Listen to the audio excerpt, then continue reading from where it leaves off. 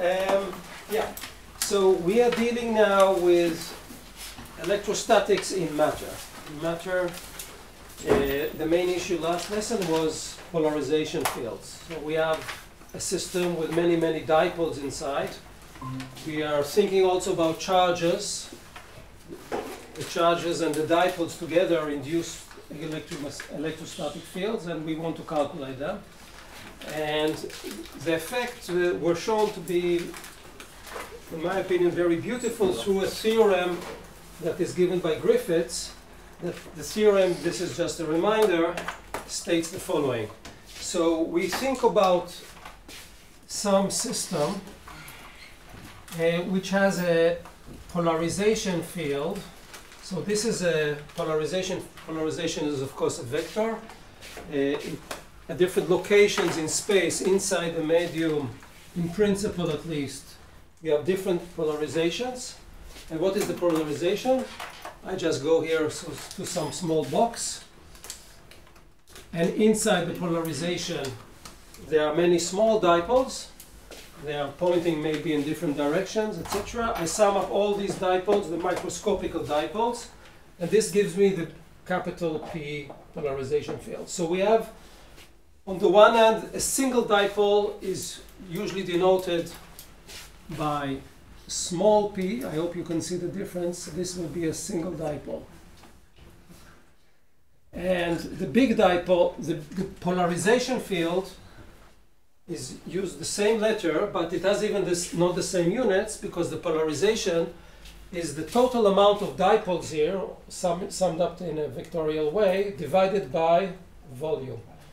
So this is, if one dipole is a charge times the distance, here we divide it by volume, so this has units of charge divided by meter squared, unlike this small p. Okay, this is the polarization field, and we assume it's given to us somehow. Later we will see how it is constructed. So how is it constructed? Usually in most material, all the dipoles are oriented in random ways, in a very complicated way. Usually some external field is applied, and this makes all the dipoles look in one direction. But for now, we don't look at this problem like this. We say, okay, we have this polarization field, and now we are asking the opposite question. Given a polarization field, what is the electric field? And what is the beautiful theorem? The beautiful theorem is, I know this, and then what I'm told is the following. We can replace this system with a new system which has on it, on the surface, bound charges, and inside we have a density of charges. Why is this exciting for us? This creates a new electrostatic problem where we can treat the problem with the old tools that we know already. We don't need to address the polarization, we address this charge density that can be a function of position, and this surface density, which can be also, it can be very complicated, it can vary on the surface, but now we use the usual Poisson equation and everything to solve this problem. So this transformation, this theorem that Griffiths gave and we discussed last lesson is very useful for us. And what is this sigma b? This we showed, it's p dot n. So n is a unit vector at some given point perpendicular to the surface. And you see here, this is what I said before. This is the capital P units q charge meter squared. This has exactly the same units as surface charge per unit surface. And in addition, the rho p is given by div p. So if I give you in principle a problem with p, I can know these guys, and then I can know the electrostatic problem. To solve, we will come back to this later, but to solve these problems, it's also useful to introduce a new tool. It's called the displacement vector. So now we want to introduce something called displacement vector. So what is the displacement vector? I'm going to define, let's motivate it first before defining it. So what is Gauss' law? Now, well, you have div E equal what? In general, let's say we also have real charge in addition. Rho free, I'm going to call it, plus rho B, which is this rho B, divided by epsilon 0. Rho free is the rho outside of it? It can be inside, it can be outside, it can be whatever you want. It can be, this is very general framework. This is Gauss. Gauss is a very general framework. So this is what we have, and then we notice the following. But you see, the issue here is that this rho B is given by this div of the polarization. So we think about a simple trick. Let us just write this definition inside here and write it like this: div E equal P rho free over epsilon 0 minus div P over epsilon 0. I just use the definition of the bounded charge due to the polarization field. And then, okay, this is div, sorry for this. Then I can put it on the other side, and then I have div E, and I'm going to also multiply by epsilon 0. I put it on the other side, P equal rho free. And then I'm going to do the following. I'm going to define D. D is a new field that we have here, and it's very simple. It's a linear combination of the electric field plus the polarization field. It's called the displacement. That's why D. This is how you can remember D. D is for displacement. And what is displaced here? Maybe P or maybe E, but one of them is displaced. Displaced just means a small movement or a big movement. That's why it's called displacement. This D satisfies, with a tiny change, what we are used to up till now, which is this thing. So up till now, we didn't have bound charge. We have some electric charge. This is, what is this? This is the familiar Gauss law, a differential form, without the rho B, right?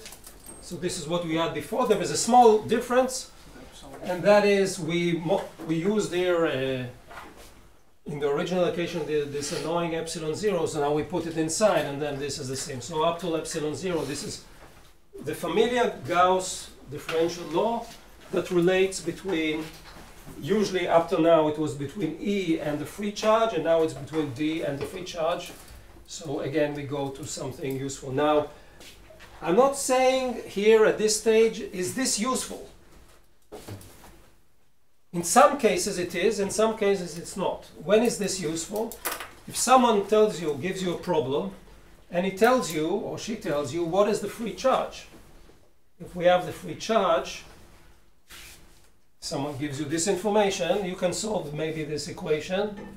We later see that it's true that D is like E, but is it really like E? Why not? What is it still missing? Polarization. The rotor. The rotor. This is something that I'm going to emphasize more later, because this is very tricky, because it looks very similar, and in some problems it's so similar that it's trivial, but in other problems it's not similar at all because of the rotor of D. So you need to be very careful here, because you can look at some problems and you say, oh, this is the same thing. Oh, it's easy.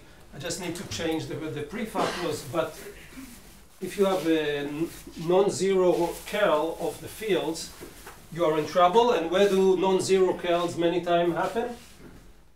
I mean, in many applications. It's not only the fields themselves can be careless or not, but especially on boundary conditions.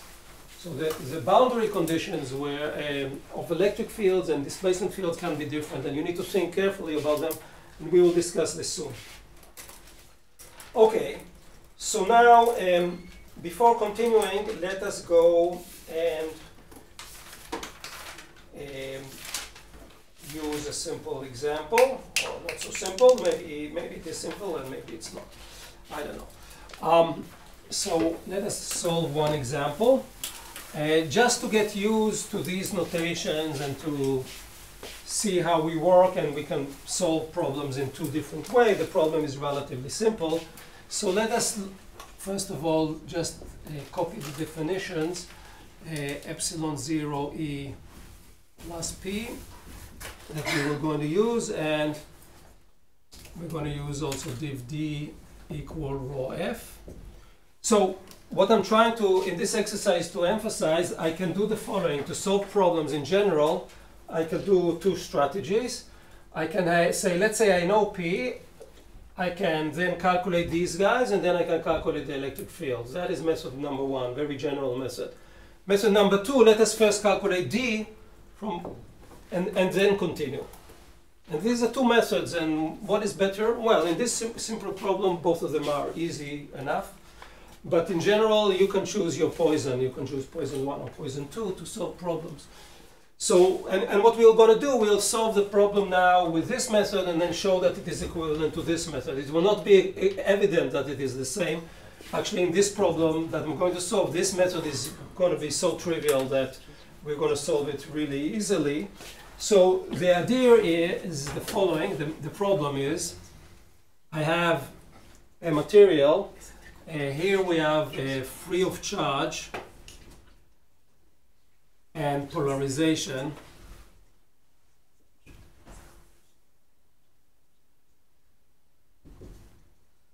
In other words, this is just vacuum, and also here is vacuum.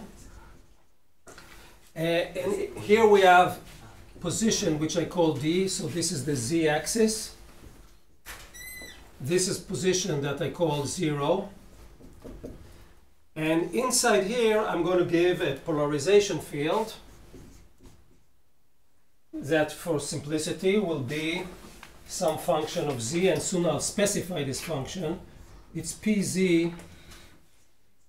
Pz is some function of z, that's all. So at the beginning it's some function of z, but soon it will be very specific. So someone gives you the polarization field, and now the question is, what is D and what is E?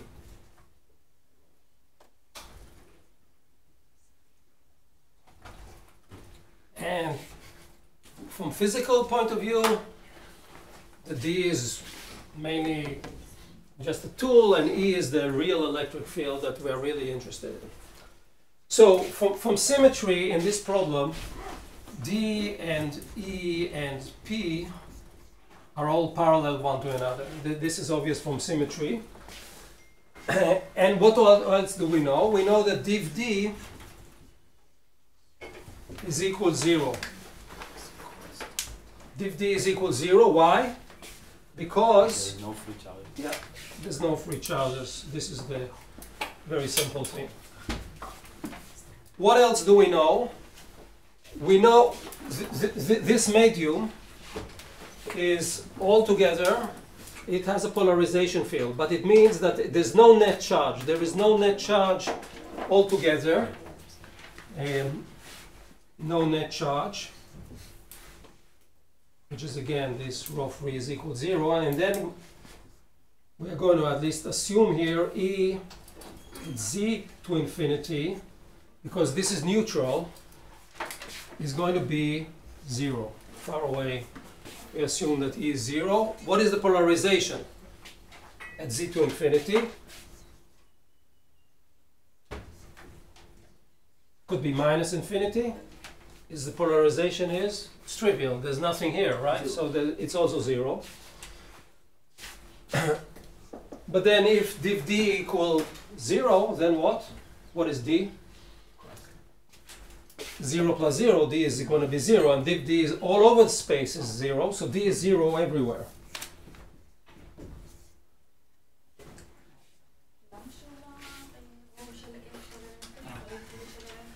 Which one?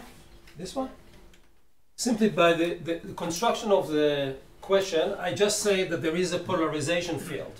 There's no charges in this problem. That's all.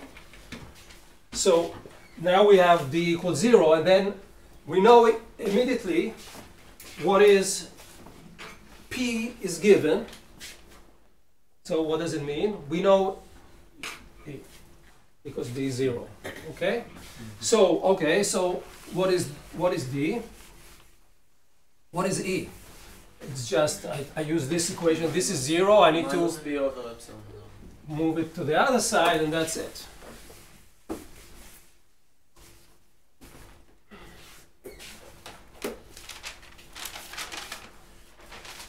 So just for simplicity, let us also give a specific form, but we solve the problem in general, and that is what is pz. We're going to assume it's some constant kz times z, and then what is e? So this comes from the fact that d is equal 0. So e is simply minus this divided by epsilon 0, so it's minus k z divided by epsilon 0, and we are done. Mathematically, we are done.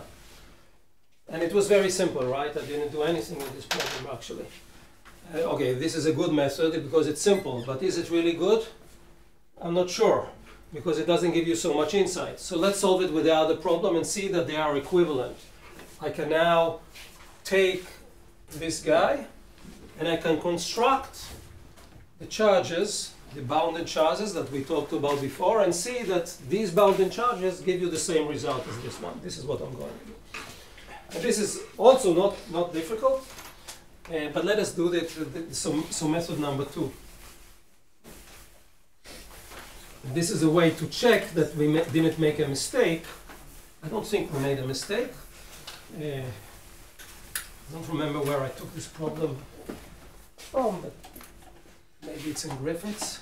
By the way, in Griffiths you should read page 12255. That is up to the end of magnetic fields. That is where we will soon be. After that you have Maxwell, magnetic fields in matter, and then Maxwell equations, and then all the radiation. That will be the rest of. So someone asked me what to read. So this is what you need to read.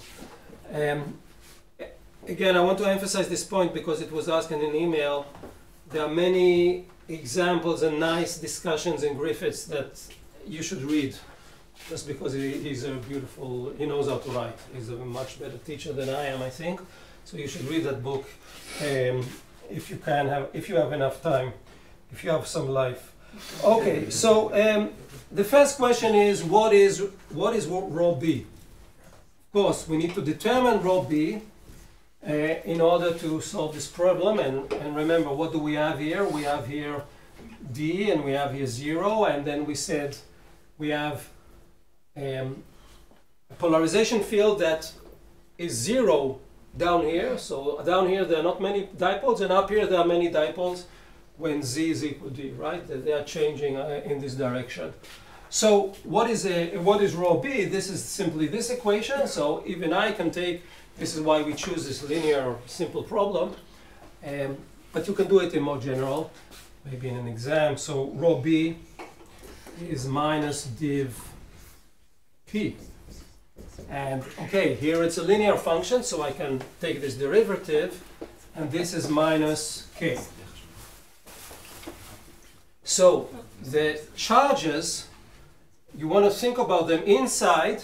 What are the charges? They are uniform. This is the charge, more correctly, the density of charges inside is just a constant with a minus sign. What is sigma b? So sigma b, there is on 0. What is it? It's 0 because the polarization is 0. So this is 0. What is sigma B on D? KD. This is trivial, this is KD. And now you see something. You see, so the general picture now is here I have KD. This is sigma bound up here, and sigma bound down here is 0. And you see that you have positive charge density on the top and negative inside. What is the total charge of this system? 0. You can see this is 0 because if I integrate along this direction, this will be KD, and then if I have a surface on top, this is 0. So the total charge, what is the charge? Let's call it charge, quote unquote, due to the polarization field is 0, which is a good thing because we, for example, here already we said, you know, that E is going to be 0 far away. If the total charge would not be 0, effectively, then far away, then you expect some electric field, but we said that it goes to 0 far away on the top, up there. So, okay, so why are these two, why are these compatible? The way I can look at it, let's look compatible. I mean, why is why is this compatible with this? It's not so difficult to show. We can check it. So we can build. We have 3 regions in space. 1, 2, 3. Two of them are in the vacuum. So I will construct boxes. One of them will look something like this. And these are Gaussian boxes. So what does Gauss tell us? Gauss tells us, look at the total. Look at the flux coming out here. Flux going out here. What is it, by the way, in this case? 0 and 0, because the electric fields outside here are 0. This will give you the total charge inside, right? So let's call this one, how do I call this one? I call this one actually, okay, this one is B. Okay, so here I have minus K, this is the charge. Here I have KD, this is the sigma B, and here sigma B equals 0.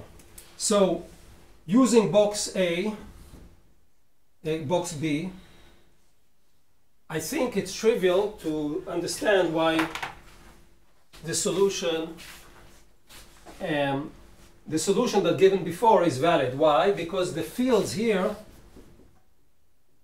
are 0 and 0, right? So there's no flux, not on the top, not on the bottom, and then what? The total charge inside has to be 0, but we just now said the total charge is 0. So using B, the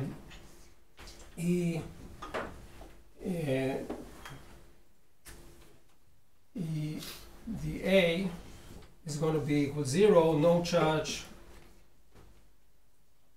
inside. Remember, maybe this is a bit confusing, that now div E was equal to rho free plus rho B divided by epsilon. Now rho free is 0, so we have only rho B.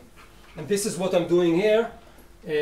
That equation, which is the differential Gauss law, is the same as this law, which is integrate over all space, see the fluxes. I hope this is clear, that div E equal the bounded charges is the same as what I'm doing here. So here I'm all happy.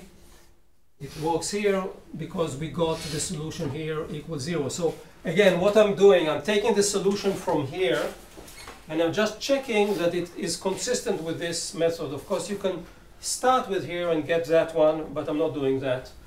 It's just a sanity check. And then we can use another more intelligent, maybe Gauss box. So KD, K times D, 0, this is sigma B. Here we have rho equal K minus K. Then let's build the box like this.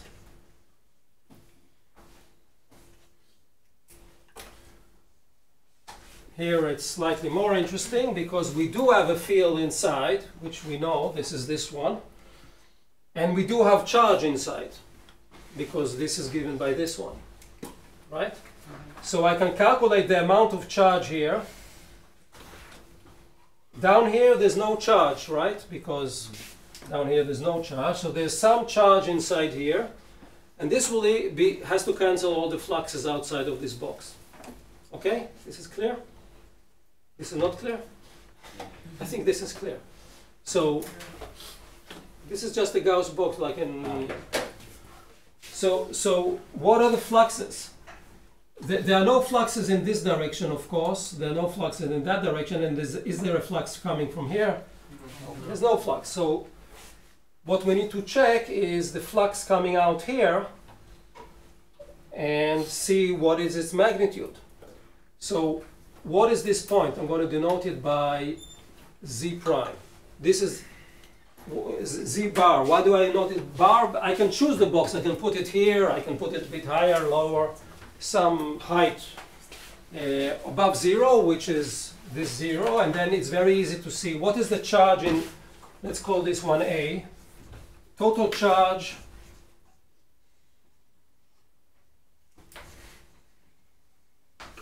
in box A.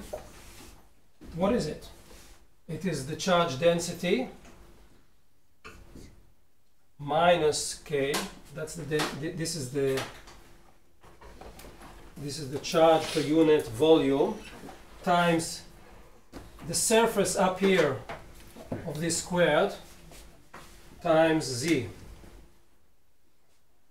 right? And what does this have to be equal to? This has to be equal to this electric field up here, so it's at point Z times SA. So E, we know also the direction. I mean, I think we know the direction. So E is going to be exactly what is written here. Here I have divided by, in the charge I have divided by epsilon 0. And then I have this result K Z. Now it's a bar, but it's the same thing as we have here divided by epsilon 0 Z. Why you add epsilon 0 to the charge? What? 0? Why you divided the charge by epsilon 0? Ah. This is from Gauss. Okay.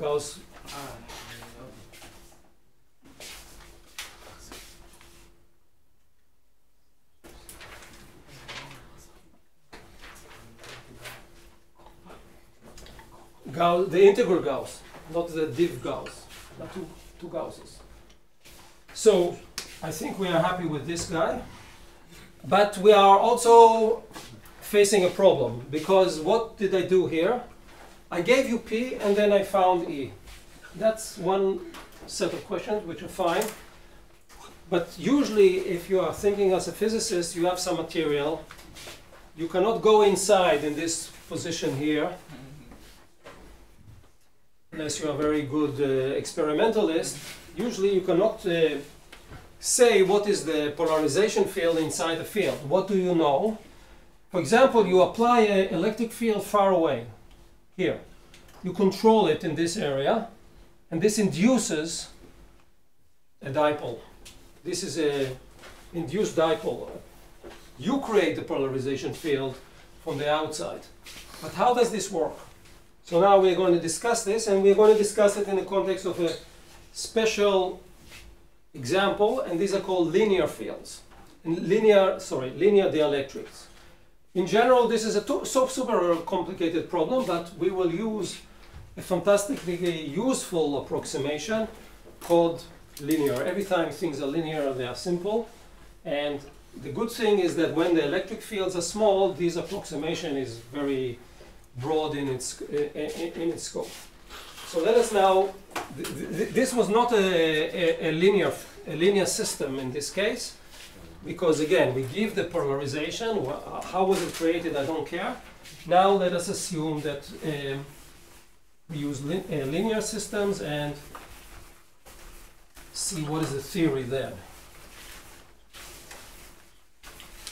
and leave the nonlinearities to some other course, which means never.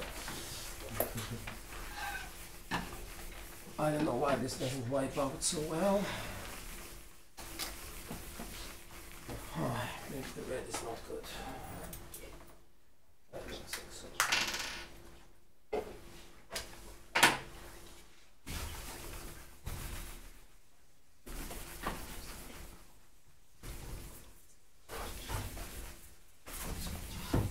איי, איי.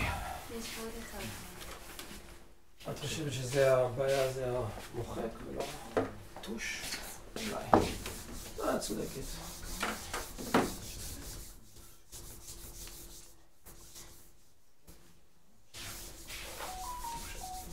Okay, so we are still going to use this vector D. The relation between D, E, and P is going to be important. And let us see what we want to do. 1 second. What do we want to do? Yes. Okay. Okay, so what is a linear dielectric material?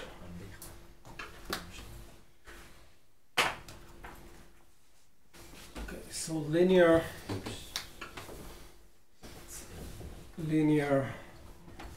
dielectric.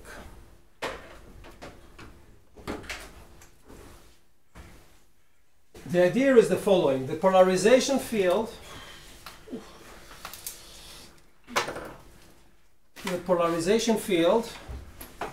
is proportional to, this is not alpha, this is proportional to the electric field. And this means immediately that the displacement field is proportional to the electric field. The physical idea is the following. If you apply an electric field, or there is an electric field for some reason, and it's not strong, then the polarization field will be the same as the, up to a constant, of course, as the electric field. We saw this a little bit in the previous class. What did we say? We said there is an induced dipole moment due to an electric field, and we had two general pictures inside in our head.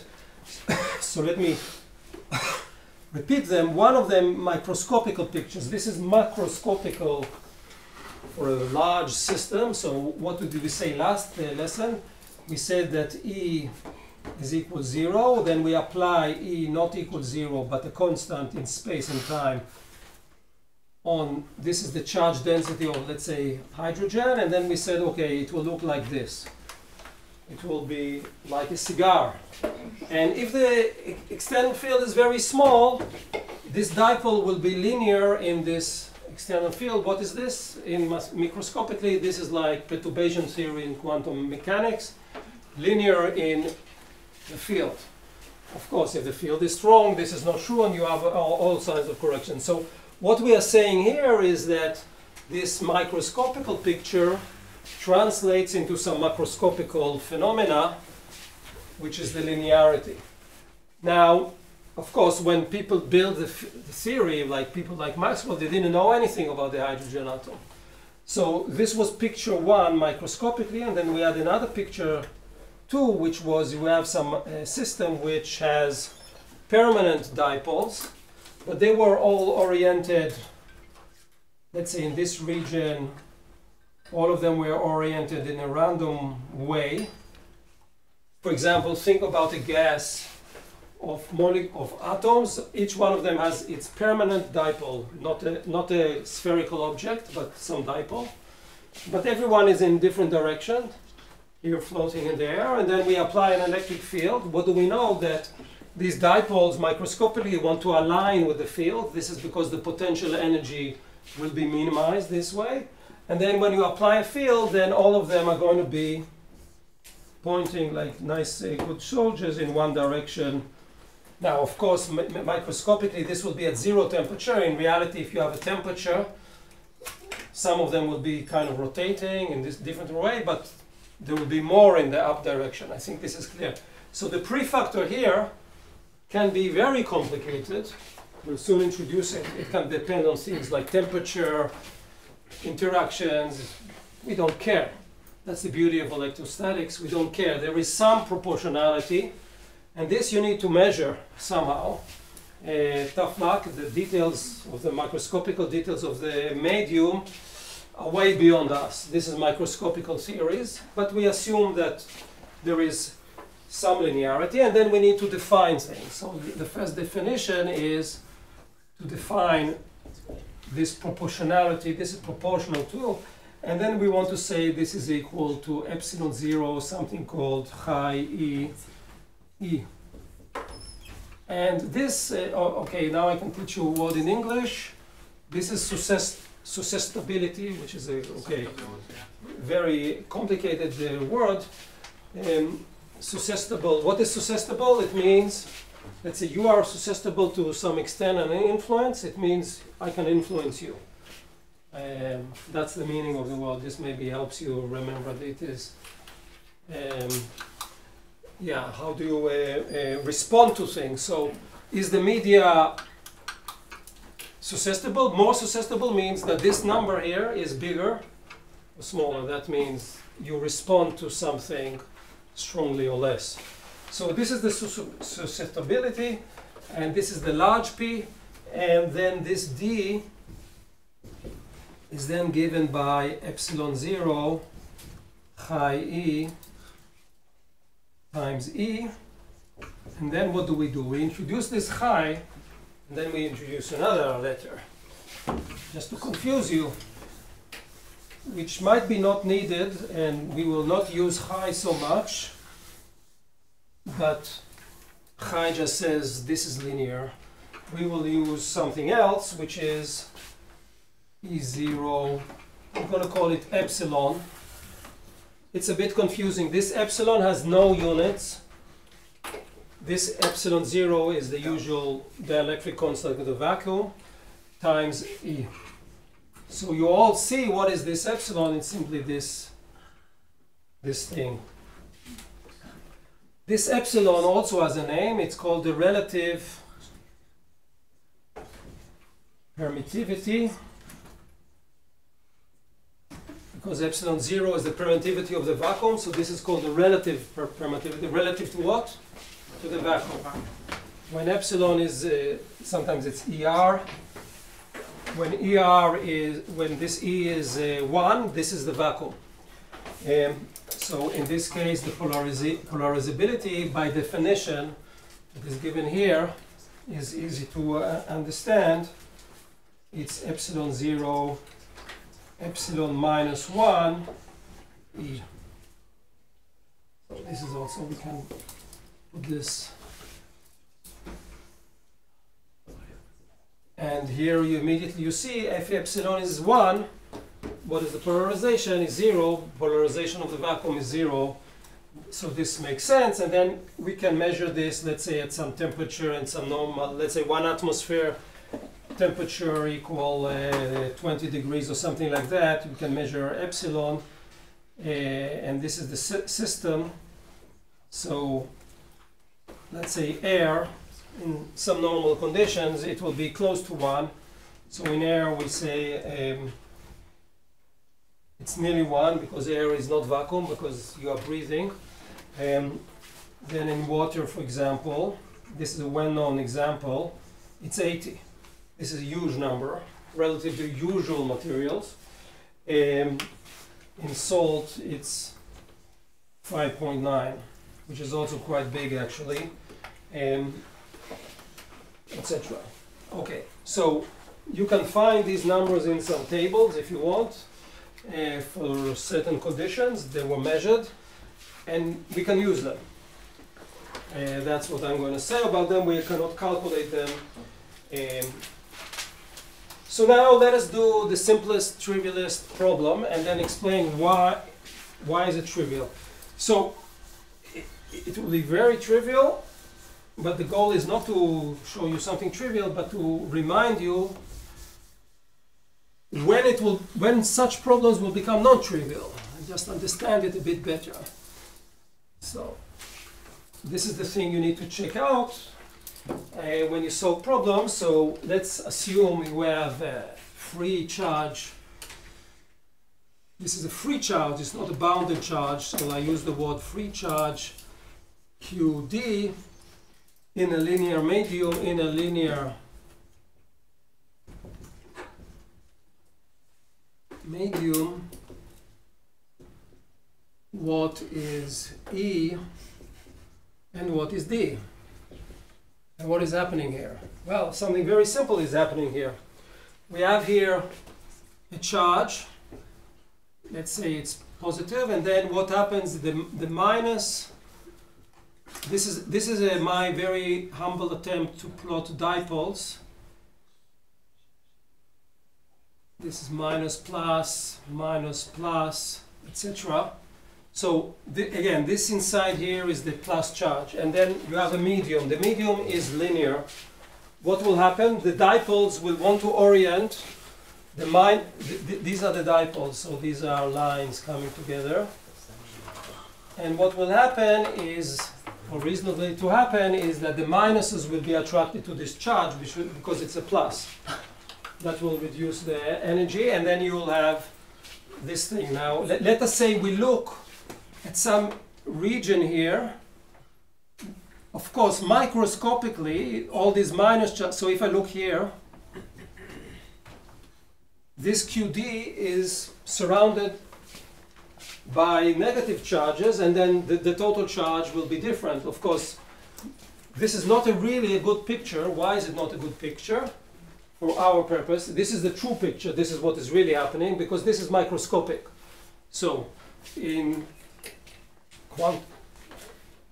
you think about it, there is some very complicated variation in space of these dipoles, but what we are actually doing is we are making these dipoles shrink and looking at large distances relative to these sizes of these dipoles in such a way that we have a continuum. And this is what the theory that I'm going to describe. So this is a physical picture, which is not precise in the context of our course, but it is precise in nature. So if you will go and ask what are the fields, really close to this charge, this theory will not be valid, because you will see the modulation in space of the dipoles themselves. But we are just idealizing and looking at larger distances, and this small scale, which is A, the distance between the two charges creating the dipole, is going to zero and not existing at all in this theory. So what is the Gauss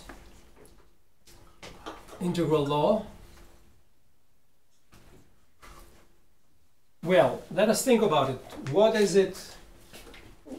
What we are going to do is, we are not going to use E, we are just going to use D. Why am I using D? Very simple, because here I know the free charge. What is the free charge? This is the free charge, QD. So I can ignore the medium at this stage. D is the simplest thing that you can imagine. And then what is I write it in an integral form. Before it was div D, now it's the integral form. It's the same thing, like you go from the Gauss law differential to the Gauss law integral. Oh, sorry, Gauss. So what we have is we create a surface. This is a Gauss surface, but you saw this a million times.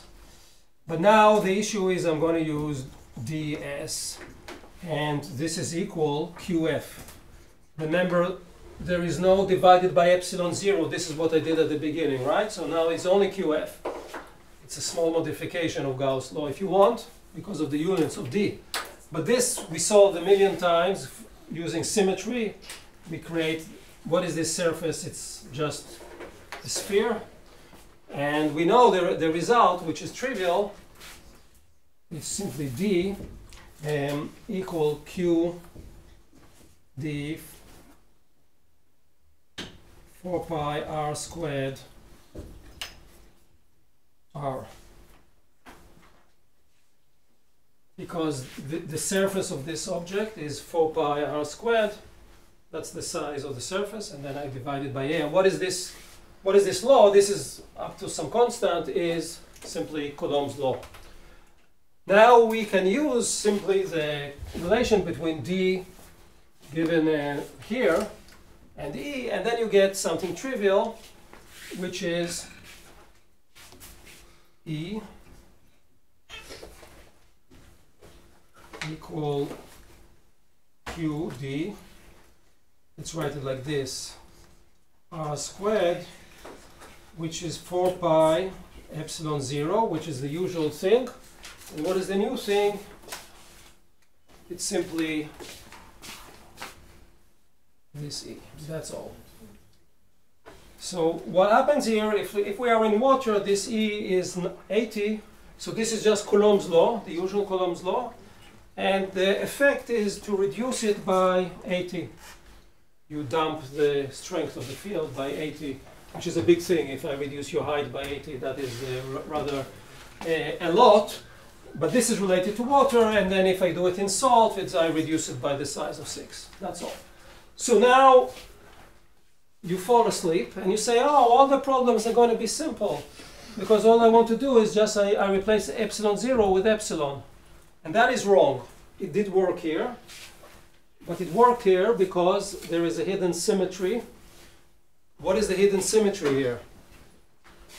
The symmetry, the point here is that from symmetry,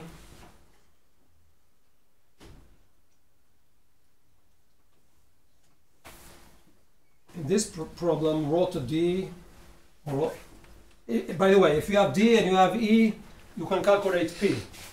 Div B and div P is equal 0.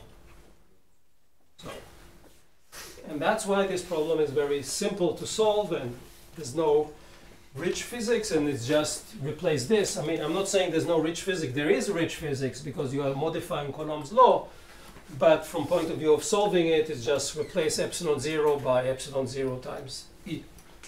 So here, this is the case. Why didn't I write rotor E equals 0? Because that's always true. That's trivial. This is sometimes true, and this is from the symmetry of the problem. In this problem, it's like this, and then this problem is relatively simple. And in these type of problems, if you have other problems like this, yeah, you can simply change E0 with E. If you know, for example, if you know rotor D equals 0, if someone tells you rotor D is equal 0, then the whole issue is doing that. You also know that rotor P is equal 0 because rotor E is 0. So if this one is 0, someone tells you, then you are done. Or if someone tells you rotor P is 0, then you are done. Just replace epsilon with epsilon times E. Okay, so now we want to make things a bit more interesting maybe, and then ask ourselves,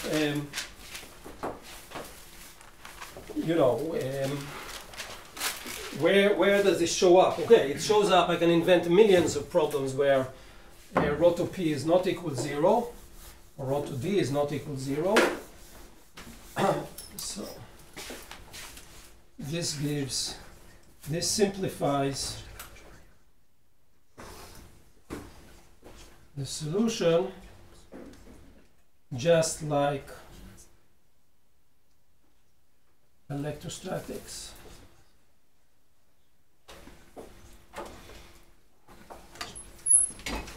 Okay, so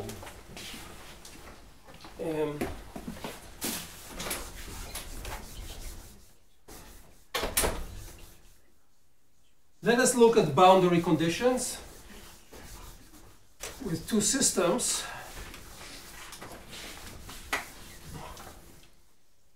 So an example where these issues come, boundary conditions. For what? For dielectric systems which are linear. We have div D, the displacement field that later gives us the electric field if we know the polarization field, is equal to rho F. And let us remind ourselves, so let us reminder what we know from the beginning of the semester. What do we know from the beginning of the semester is, let's look at the electric fields and free charges, no bound charges, and we know the boundary conditions. And let us remind ourselves where did they come from, and then we'll understand what do we need to change. So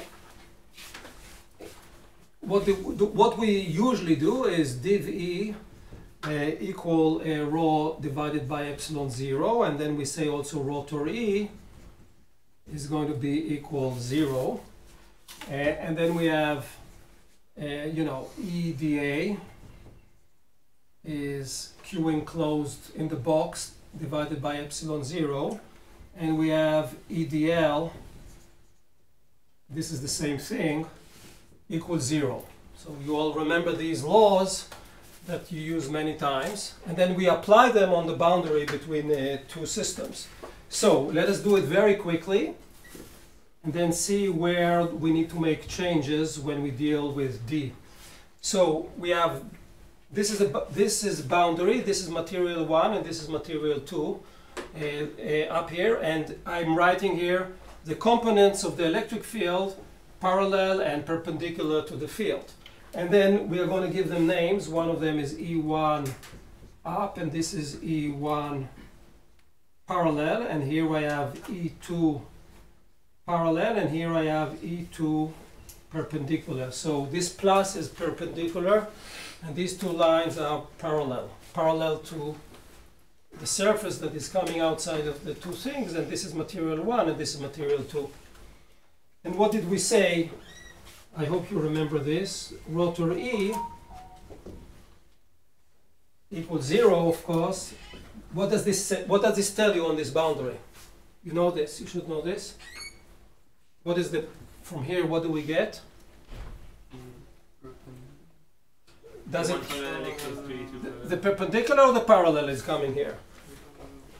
The parallel, because this is this thing, what we do is we build a box here, like this, and we integrate in this way. Then we say E1 equal E2. Right? This comes from this law. Okay, I wrote it here. Just a reminder, what we do is we create a box. This is this integral. We create a small box and we integrate in this direction and then in that direction. And this loop has to be equal, EDL integration is 0. This is because the rotor is 0. And then we get this law. So now we know what will fail. What will fail in these systems with polarization in the electrics? This law, because if we replace E by something which is not 0, then this can break down when we go to the field in matter. And then what we do also here is we create a small box here, and then we have from the first law, from enclosed, so here I have some sigma inside, and then I say, you know, E plus 1 minus E2 plus equals sigma divided by epsilon 0. This is because the flux of electric field going on the top of the box and the minus of the box should give you the total charge inside, the usual trick. I'm just reminding you. So now this law comes from here. These are the two boundary conditions, the usual ones, and we know now that this one will this one change? No, but this one will change sometimes. So what is the boundary condition on D in this case? So again, we have two boundary conditions in general.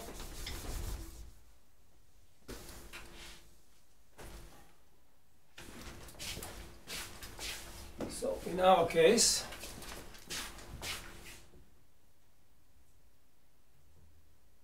so we are interested in D. So D1 plus minus D2 plus, which is exactly like this one. What is it equal to? And why? What is it equal to? Sigma bound. Sigma bound? No. Why sigma bound? D, what is the equation? Well, the equation for D was with rho F. Here, this one. So the answer is we do from this one, we do this small box, and then we only need, here it's general sigma. Sigma here could be sigma bound and sigma whatever you want. Now you need to use only the free charge. That's the beauty of D. That's the beauty of D. And then this is sigma F. Actually, this is the most important thing here, epsilon 0. It is different than this one because here it's the total charge and here is the free charge. Okay, is this clear? Why epsilon zero? Because Why epsilon? Yeah, there's no epsilon zero. This is just a mistake. Because right, we got rid of this epsilon zero. Yeah, I think there's no epsilon zero. But epsilon zero is equal 1. My mistake. And what happens to this law? Can anyone say? This is not going to be satisfied because d rho to d is not equal 0. So what will happen here? So I claim, and maybe I'll leave it for you for an exercise. So it's not an exercise. If you think about it, you can imagine this. Equal what? Rho to d equal, what is rho to d equal? Rho of the polarization. So instead of being equal 0, rotor of the polarization. So rotary is equal 0. So you can think about it as rotor, not of, or another way to write this is rotor d minus p equals 0. Instead of what we had before, which was rotor e equals 0. And then this one is simply P1 parallel minus the polarization field parallel, polarization field 0. So in principle, I'm not saying that all materials will have different polarization fields in this way and in that way, which are different. If they have something different, if P1, perpendicular to the surface, so not perpendicular, parallel to the surface, this is parallel to the surface, will be different here and here, then you'll have a different boundary condition than usual. These boundary conditions are true for nonlinear dialects too, right? No. Nonlinear dialects. Yeah, these are true. Yeah, these are true in general. Yes. Thank you. This is a subtle point because here we just use very general argument. Okay. But it's also true for linear systems. אבל אם זה לא ליניארי, אז אתה לא יכול להגיד שהרוטור של D שווה לרוטור של P, לא? Yes, we can, because this is just the definition of D, E, and P, and the rotor of E is always equal 0. Okay, so we need to take this into consideration sometimes. And this, yeah, indeed, this was a good point.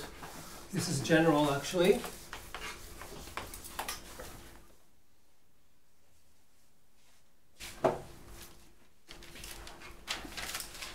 So now we want to do an example for linear material. Now I'm going to switch to linear materials.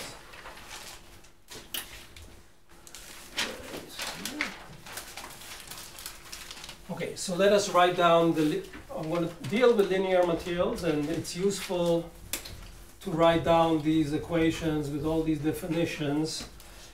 So D, this is a general definition, is E plus P.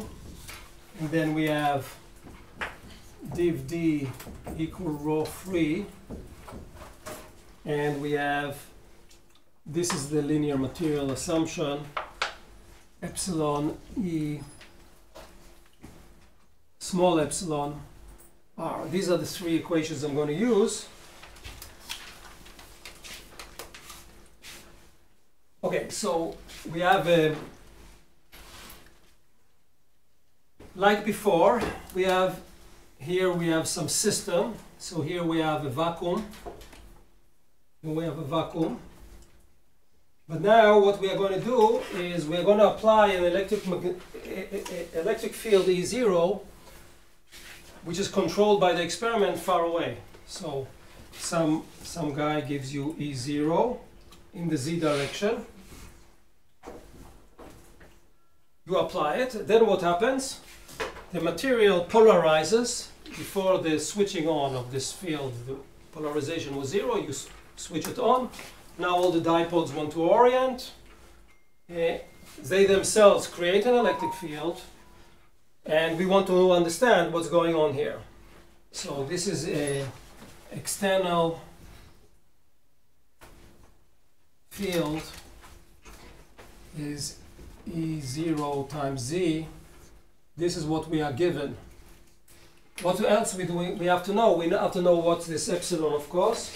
But essentially, that is it. So here we have an induced dipole. Before dipole field, which is the induced polarization. So before we said someone took dipoles and took some hammer and stuck all the dipoles here, and we got the dipole field. Now we don't say this. It was created from the outside. This is induced polarization field. But the geometry, like before, is the same thing. Vacuum, something, vacuum. This will be called D, and this will be called 0. So, in regions, let's give them numbers. How do I want to go? This is 1, this is region 2, and this is region 3. So, in region 1 and 3, the polarization is equal 0, and the E0, what is div D? Div D is equal here? The 0. Div D is equal 0. Div D is equal 0. No free charges here. This is how I construct the problem. So what do I know about E, let's say in region 1 and 3, immediately? If D doesn't change in space and the polarization is 0, where polarization is 0, D doesn't change, what is happening to E? It's a constant, because D is a constant. And we know what is the constant. What is the constant? It's given by the boundary condition, the electric field that I created far away. So I know the electric field, I know the polarization field, and I know the displacement field outside. It was also very simple. So E3 equal E1 equals 0. It does not mean that D is equal 0, of course, because P is 0 and this gives you some D. But we don't care so much about D. That's why I write only E, because E is the real field, right? D was some construction to help us solve this problem. And this comes from this fact that it's already equal. And okay, so we can move on, and then we can say, okay, but let us say what is D then. We do need D. Why do we need D? If I know D here, I know it also here. Why? Because div D is just related to the free charges. So there's no free charges, so div D is 0, it's 0 everywhere. Because rho free is free is 0, so if I know D here, I know it inside. And that's good. Why is it good? If I know D inside, then I can maybe determine E and P inside. So there's a trick here. D outside was nearly trivial. I said I don't want it, but div D is equal 0, so okay, what is D? It's given by this one. It's simply given by epsilon 0. Why did I write this? This 0 is E0. The 0 replaces the E. E0Z. And then this one is simply E0. This is again electric field that I apply, that I control, Z. All space,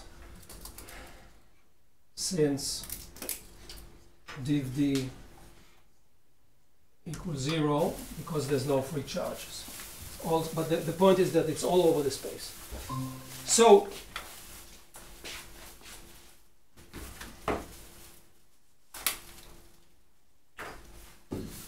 why did I solve the problem now? It's solved. It's a trivial problem. Why? What is the idea of linear material? If I know D, I know E. So we're done. It's not complicated problem at all with these tools.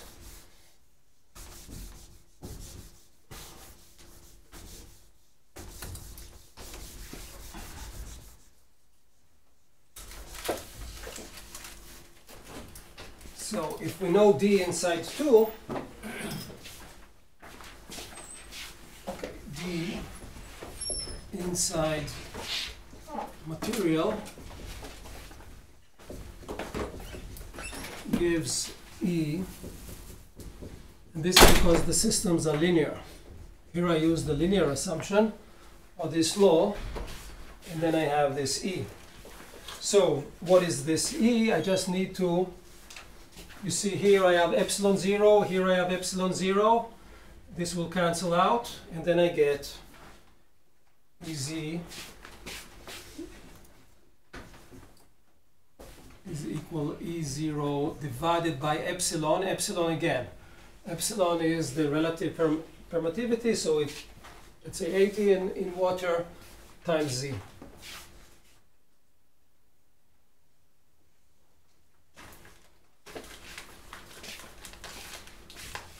And if I know D and I know E, then I know the polarization field. But why do I care? I care about the polarization field because maybe I can measure it. That's one good reason. But the other reason, if I know the polarization field, what else can I get? The bounded charges. And then I can check my result. Is this correct or not? Again, this is a simple problem. You can do it in 2 ways. But now we are doing the opposite. We don't have from the beginning the polarization, but we found E, we found D, and then we can have P and use it to find the bounded charges and then check that everything is sensible. So what is P? In region 2, I just use the definitions. This is just epsilon minus 1 E0 E2. So P2, epsilon 0 is again, so this is equal to epsilon minus 1 divided by epsilon times epsilon 0, the external field that is given is P2.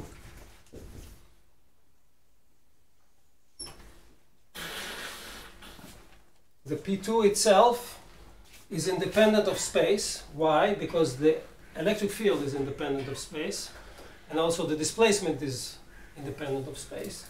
So, and it points in the same direction as Z. It points in the Z direction, and if epsilon is equal 1, the polarization is 0, which is of course what you expect. If you had a vacuum there, polarization would be equal to 0. Don't make a mistake in an exam giving you, this is something you should always check, that you don't make a small silly mistake.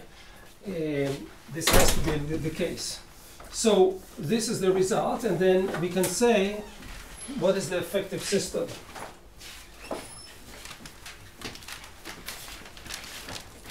So the effective system, the charges, the bounded charges,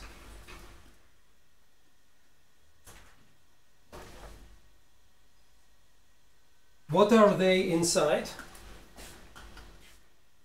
0. 0, because there's no Z dependence, then div P is equal to 0. So there's no free charges here. And now we need to just remember the directionality. Remember, you need to take P dot N, one of them going up, one of them going down. And then what are these charges? This is on D. This is simply PD dot N. This is equal to epsilon minus 1 epsilon 0 E0. The magnitude of the electric field. Here it was a vector in Z direction. Here it's just the magnitude of this. And what is the other one? It's exactly the same but with minus sign. The total charge is 0, so this one is sigma 0 is P0 dot n, and this is the same, E minus E divided by epsilon, epsilon 0, let's write it with the E0 absolute value. E0 is, the way you can think about it, E0 is positive.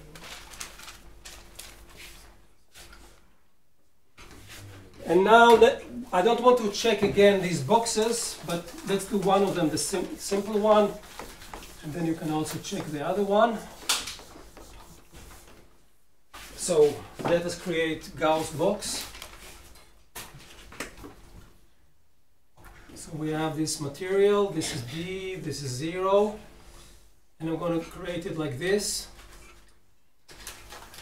So the box is created in this region. What is the flux outside of this box? From these sides, it's of course 0. What is the flux here? 0 times the size of the surface. What is it here? Same. The same, but with the minus sign. So even though there is an electric field here outside in both cases, the flux up here and the flux up there, they will cancel out each other. So flux in equal to flux out. What does it mean about the total charge inside? It has to be 0. So this means that the total charge has to be 0. What charge? It's the bounded charge. These are actually bounded. Here the letter B is in place. These are the bounded charges. There's no free charges in this problem. Total charge, which is including the bounded charge, this is equal 0. Why? Because you see the charge down here and the charge up here is the same. So the charge here is minus the charge here, and then according to Gauss everything is okay, right? So you see this, I hope you see this from this construction. You easily check this, it makes sense. And you can do the same when you put the box inside the material. It's very simple also, but a little bit more. So if I do it, this is, now I create this type of box.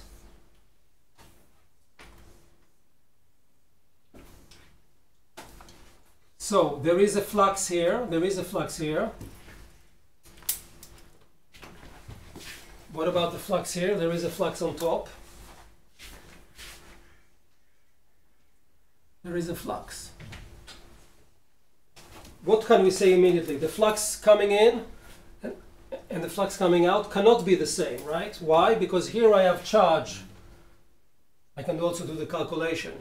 And this is easy to see by comparing the field outside was E0 without this one, and the inside it's with this epsilon, right? So there is some flux going out and there is some flux going in, which are not the same.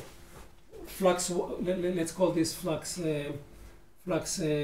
I call this 2, and this is, I think, 1. So flux 1 is not equal flux 2. And this is because of the different electric fields inside. So here it was epsilon 0, and here it is epsilon 0 over E, and the flux itself is SA. Let's call this A. SA is this area, which will cancel out eventually. It doesn't matter really. And this is SA, so this is SA. So these are the fluxes. The total charge. What is the total charge? It's also simple. Where was the charge? I wiped it out. No, it's here. It's in this box. This Gauss box is sigma at what? Where? At sigma B at 0 times SA. And here is this sigma B. This is equal to minus epsilon minus 1 epsilon times epsilon 0 E 0 times SA. So you can easily show fluxes, total flux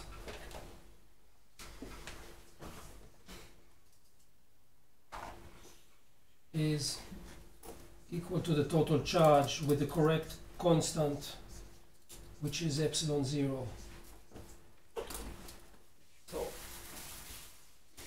I'm not doing this exercise, but you see that this number is not 0, this number is not 0, and if you compare these numbers, I promise you I did this exercise, it will give you exactly what you expect.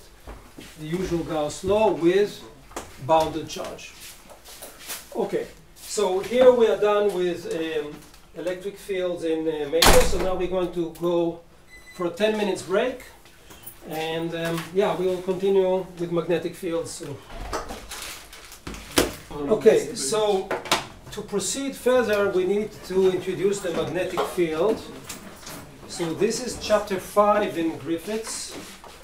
What I'll do today is just, right now, it will be a kind of brief overview on things I think most of you will know, to remind you in order to just define things, so to say, and of course the heart of the matter are in Griffith's book and in the exercises. So today I'm going to cheat you a little bit in the following sense. I want to show you analogies and differences between the magnetic field and the electric field. This is the way I'm going to present. I'll say, okay, you know everything about electrostatics. If you think about electrostatics with some very important variations, you can think about magnetostatics. This is, however, a lie. Why? The main thing is that the calculations of the magnetic fields always involve vectors and currents, so it's much more complicated than electrostatics. But you will not see it right now here, I think. But don't be illusioned that this is easy. So again, but let us start with some basic things. So what is magnetostatics? That's the first question. How do magnetostatics? So it means, of course, that the magnetic field itself is time independent. But what does this mean about currents? What are the conditions on currents? Immediately you say, okay, if something is static, the magnetic fields are static, so what are the currents? Zero. No, they are not zero, because if they are zero, there's no magnetic field. They are constant, but are they constant in time or are they constant in space? Let us... Time. Okay, we'll soon see that it's slightly more complicated. It's not only time, it's also space. But why? Okay, soon I'll show you this. So this is one question. What is the meaning or the conditions on time-independent magnetic fields? And there's one condition. So as I think you know, if you take a battery, this is a battery, and you apply,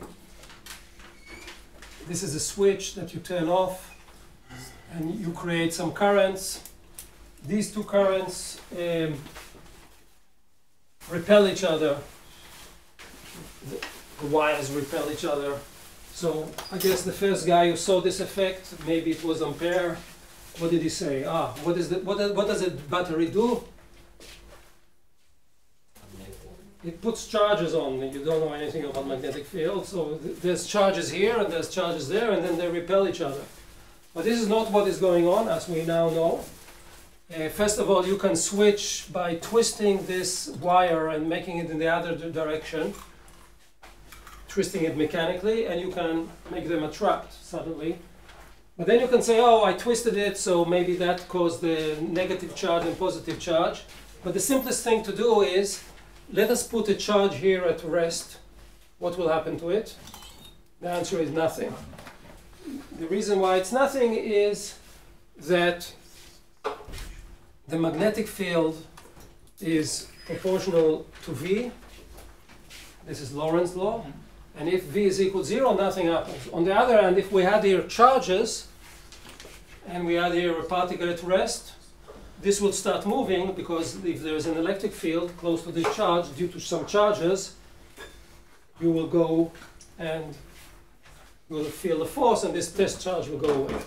So by controlling charges nearby, we can easily say there's no electric field, there is repulsion, and we start understanding, or we know this already, that the forces are very peculiar, which the forces I'm not going to even, not so much discuss. So the force on a charge, this is a tracer charge, is QE plus V cross B. This is something you learned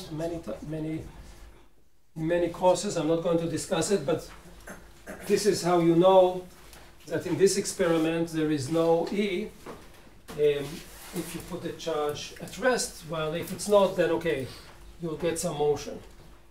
Here there is a nice discussion in Griffiths that I'm not going to go into detail. If you have a charge at rest in an electric field, what happens to it? A constant electric field, it accelerates.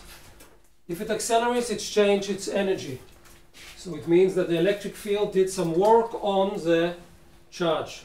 You change the energy. On the other hand, if you have a constant magnetic field for simplicity, and you have some initial velocity, what will happen to the absolute value of the velocity? You will have the cyclic flow motion. It's a constant. So the kinetic energy is a constant, which means that there is no work done by magnetic field. And this you see here, because V cross B is orthogonal to V, then V itself would be orthogonal to that, and FV, which gives you the power, will be zero, and then the total work along the field will be zero. So magnetic fields don't do work unlike electric fields. Again, this is a discussion in Griffiths that you can read a bit more. What else do you know? So this is a famous experiment, and then you also know the following. If you have an infinite line and you have I inside, so you know what is the magnetic field. You do it based on Ampere's law, and the right hand, this is not yes, we like you, this is the right hand side, the right hand law, this is the I in this wire, and then the magnetic field will be swirling around here. So if I change the direction, then it will swirling in the other direction. So the magnetic field here looks something like this. Oh, very bad picture.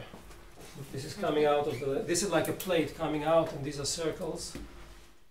Okay, I hope you understand. Maybe. Okay, so hope you can see this. So again, there's a wire, and then the magnetic fields are like this. Okay, so this is a well-known example where you use the symmetry of this wire. This is an infinite wire, and you get this thing. And then it allows you to think about something. What, if we know electrostatics, the first questions we always ask, two things. What is div E and what is rotor E? So let's do the same here. We can ask for this very specific field.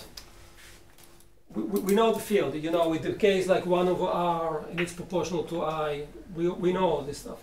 So what is div B here? And what is rotor B? I don't want you to calculate what is rotor B, but is it 0 or is it not 0? Just by the picture, you have something circulating. It's not 0. Okay, it's not 0. This we know. Div B is 0. Div B is 0. You know this from the picture, simply because, and it's clear that div B is equals 0, or it's not so clear? Not clear? Okay, fine, no. So, I was prepared.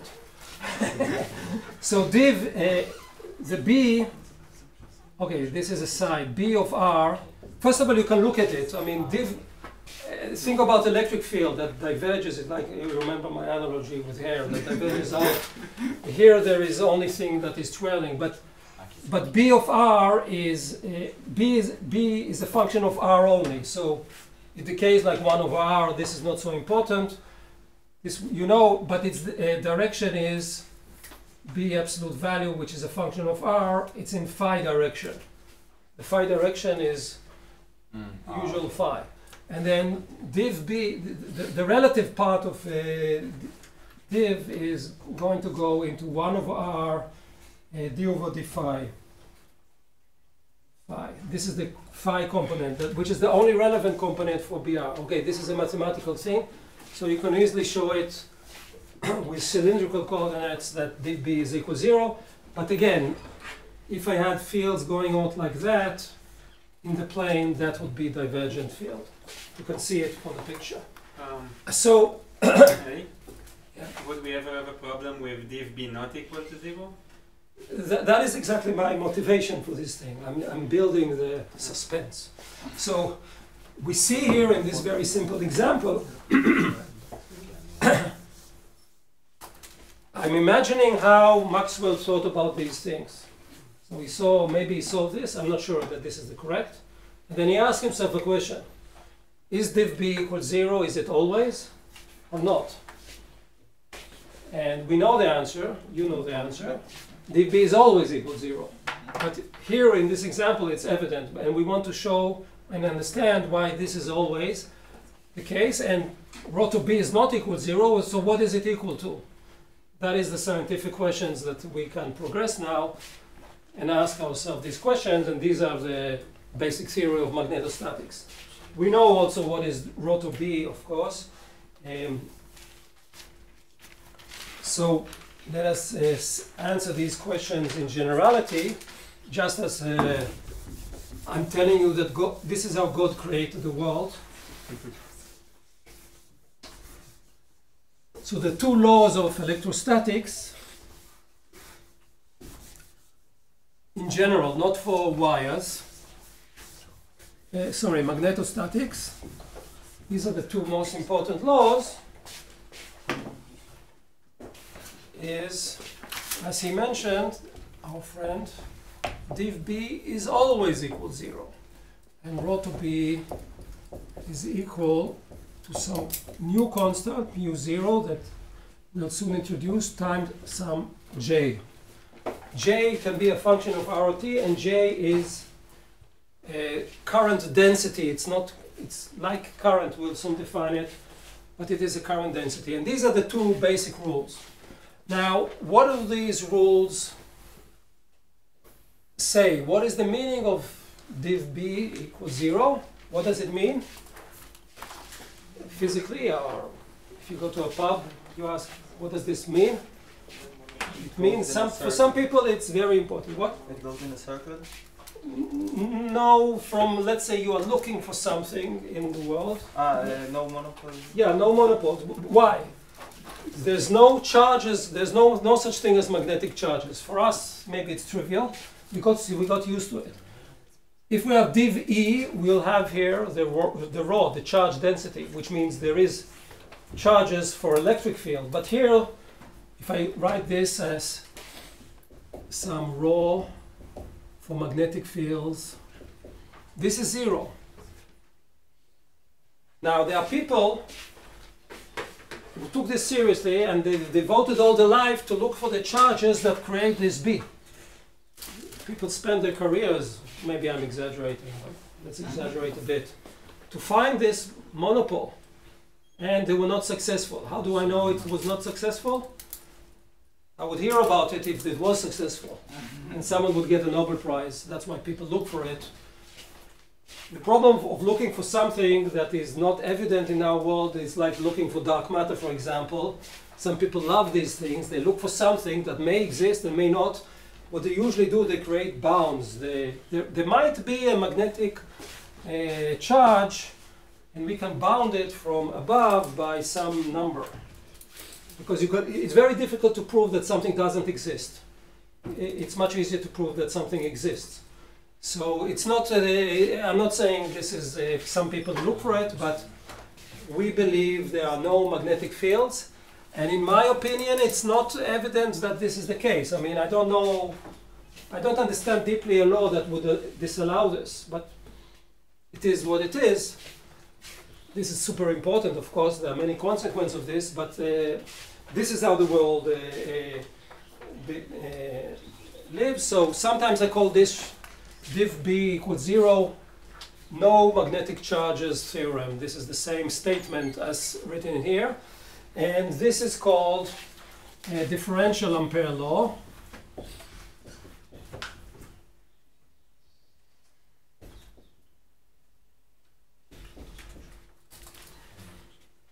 Now, just a reminder, B, we are going to measure in Tesla. What else? U0, we are going to, it's 4 pi 10 to the minus 7 Newton ampere squared. Ampere is Q Coulomb over second, of course. And now the question is actually, what is this J? I mean, now I have to explain exactly what I mean by this capital J. So J is called the current density, is generally a function x, y, z, and time. But for electrostatics, it will be 0. But for relativistic effect, it can be depending on time. So there's no time. And this is equal to NE V x, y, z. This is the definition of what is J. Now, what is V? V is a velocity field. So, I'll soon explain more, but N is the number of, here I put it for electrons. N is the number density of charges per unit volume. In principle, also N can depend on X, Y, and Z. So, this is the number of particles within a volume, units number divided by volume. E is the charge, which is the thing that is carrying this thing. So the more N, the more charges you have in an element, and it's proportional to the velocity of this element. So what do I mean by that? I have some media, not media that you see on television, medium. And then there is a small box here, and here there is a velocity field. What is a velocity field? I take all the velocities of, there are many particles inside this small box. I sum up all these velocities like I did with dipoles, and then I get, so to say, the average velocity at this point. The velocity here and the velocity there can be different because of all kinds of reasons in general. But this is the velocities of the particles. And then, okay, here there is another box, etc. So this is what we call current per unit volume.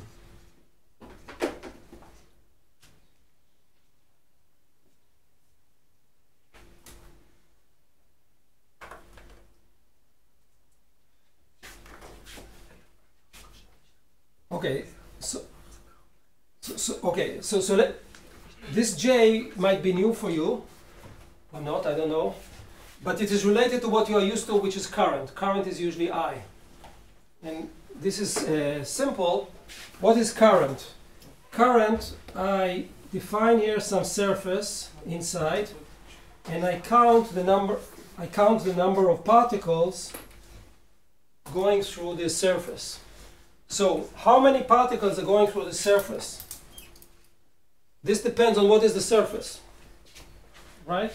If you have, let's say, imagine I have students going here along the room, going out to the door, they are escaping this lesson. Then I build some box, and then some of them are flying out there, and some of them are flying out there. When I integrate over some volume or some surface, you kind of intuitively, if they're all going in the same direction, the larger is the element over which I'm integrating in space, the more people are leaving, right? And so the current will depend on the surface you are integrating on. This is it's a very simple thing to understand, but it explains why in university we go to J and we don't use I. I is in general a property of the geometry, and I'll emphasize this again soon. So while J is a local property, it is a field. that's why we like J and we don't use I. We sometimes use I. For example, in the infinite wire we used I. But J is much more general and useful because it's a field, it's local, it varies in space and time, while I is a more general, is an average property, so to say. So what is I? How is it related to J? I is whether you measure I, for example, in Ohm's law you have I, right? You are used to I, right? V potential equal IR, I is there. This I is related to this J in a way that you need to think about. This is J dot ds in general, and it's on the surface. So again, I have a material and then I build some surface. This is ds. So there are small boxes ds along here. And I integrate. Each point there is a different j here. And I integrate over the surface. I hope this is clear. So this is related between current and j. It depends what is the surface. Current is as usual measured in ampere, coulomb per unit time. So this is just definitions. What is I? What is J? Now let us ask, there is one important thing, and that is the continuity equation.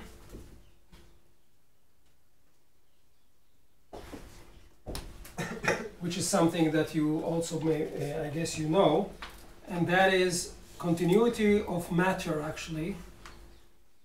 So we have here these velocity fields that can be very complicated, and now I create some box, and then I have material in.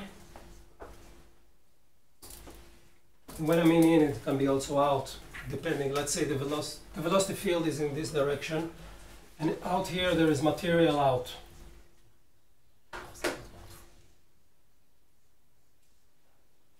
And what is the continuity equation is very simple. It says no material is created independently here inside is from nothing. What comes in has to, there's something coming in, there's something going out. You know, students coming in, students going out, but the total number of students is the balance of what is coming in and what's going out. That is the continuity equation. And let us write it in a formal way. It's the change of the mass inside here is the derivative of rho d tau over the box, let's say. So this is over volume. So this is how many students are leaving this classroom. The box is the classroom. This is equal to J ds. So these are the currents. There are many different currents in principle. You integrate, these are how many are escaping. This is on the surface. And then from the divergence theorem, then I know that this is equal div j d tau. What did I did here? Here is, I lose thing on the surface, right? But I want d tau. So I use the divergence theorem to go from j to something to div j.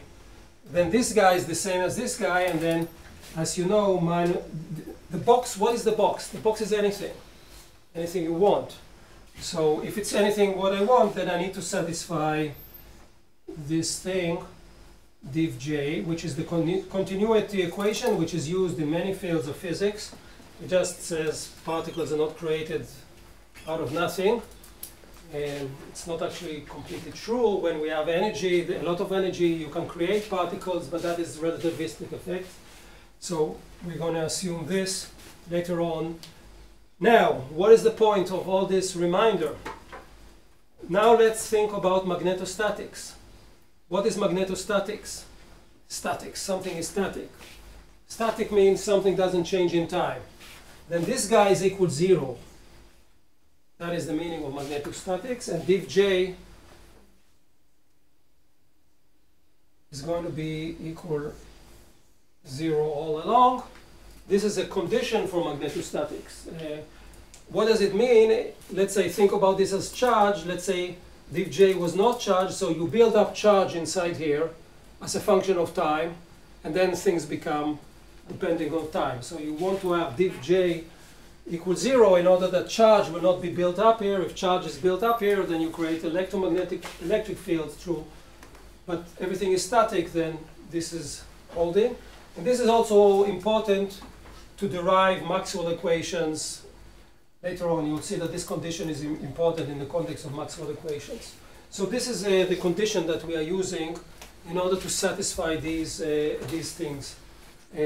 More correctly, with this condition, both these are correct and also the electrostatic field assumptions are correct. Okay. Now the question is, what is J? We will not go a lot into this detail, but J, how do you determine I in high school? How do you get I? Q to the T. What? That's a definition. We added definitions. We are enough now with definitions. V to divided by R. Yeah, exactly. You say, I have some voltage drop, and then I create I. So now I'm going to write down, the most famous law is Ohm's law, right? So now we're going to write down Ohm's law, which will give you some picture how I need to create, how do I create in general, how do I create, this is not necessarily electrostatic. So what is Ohm's law? You can complain, but I learned Ohm's law in high school, which is true. But now I'm writing it in a different form, and this is written as J equal sigma E. This is Ohm's law in university, because in university you learn the same in high school, but in a more complicated way. Well, not really. The question is, why do I want to write it like this and not like what we were just informed?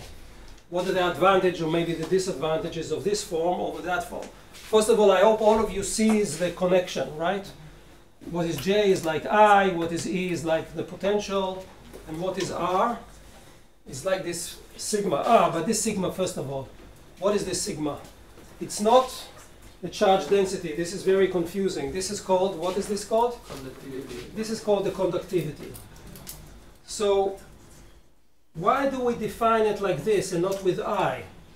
The reason is, what is R, the resistance that you have in high school?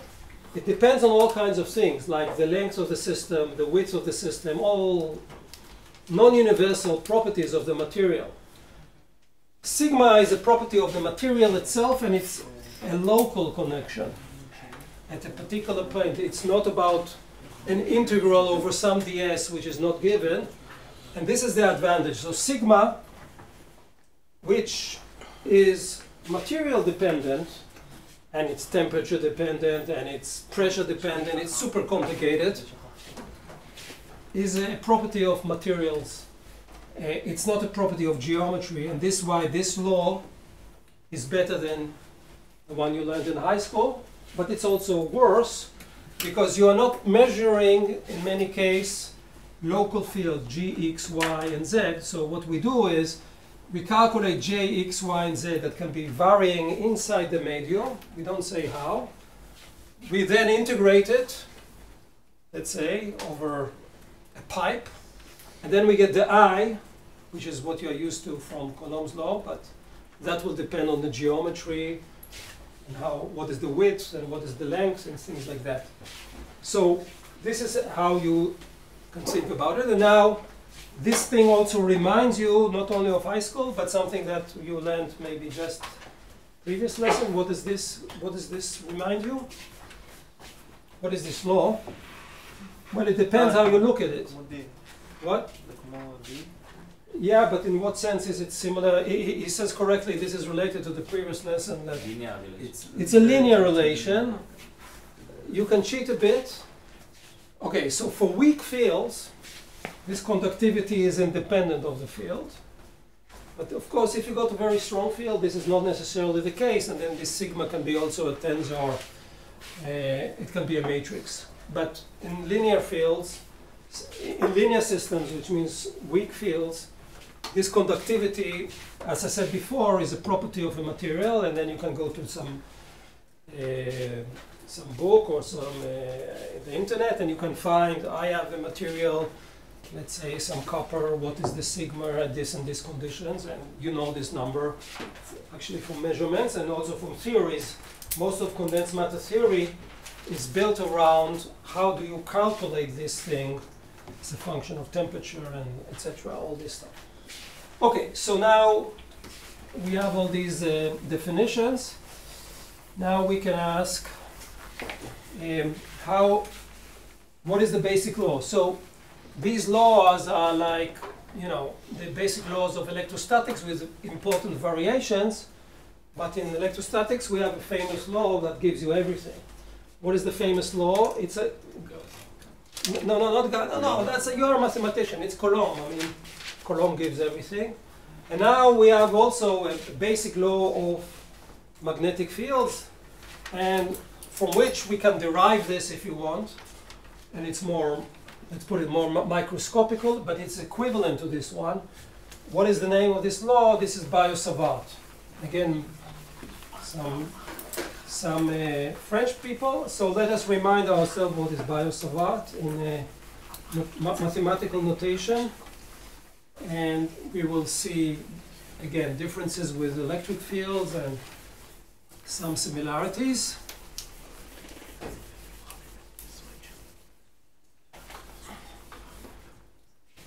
So, we are going to do it first for a wire, a closed loop, but then I'll do it with a three-dimensional charge. So, in magnetostatics, you can have, let's say, some wire which is a one-dimensional object, and you flow on it and you create magnetic field.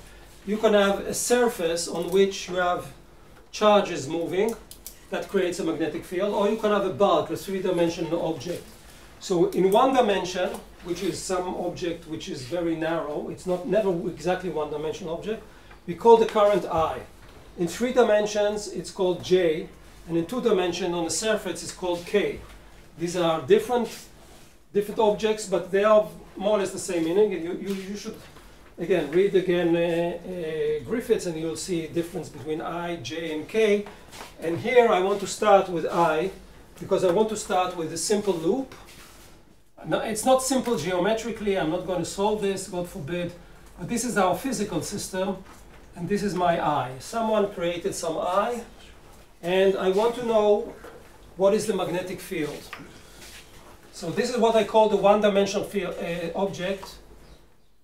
I mean, it's not one, it's embedded in 2 dimensions, of course, but here there is nothing, here there is nothing, and this is my wire with some complicated geometry. In this wire, I define some dl prime. The prime is because I'm going to integrate this. So there is some current here, dl in some direction.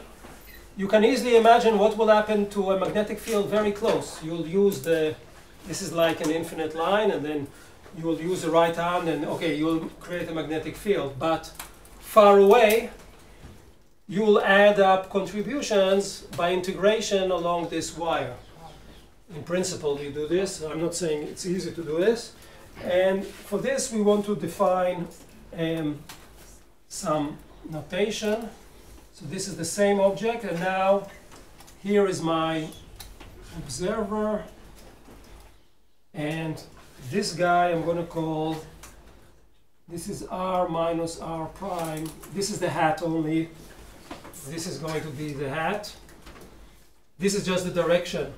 From what? From the element that I'm looking at, this is the same here, to this point here. And finally, I need to define, I could have started with this, I need to define some coordinate system. So this is the coordinate system, and this is my point. This is r prime, which is directed to this dl, and this dl I'm going to integrate over. And this is my r to the observer.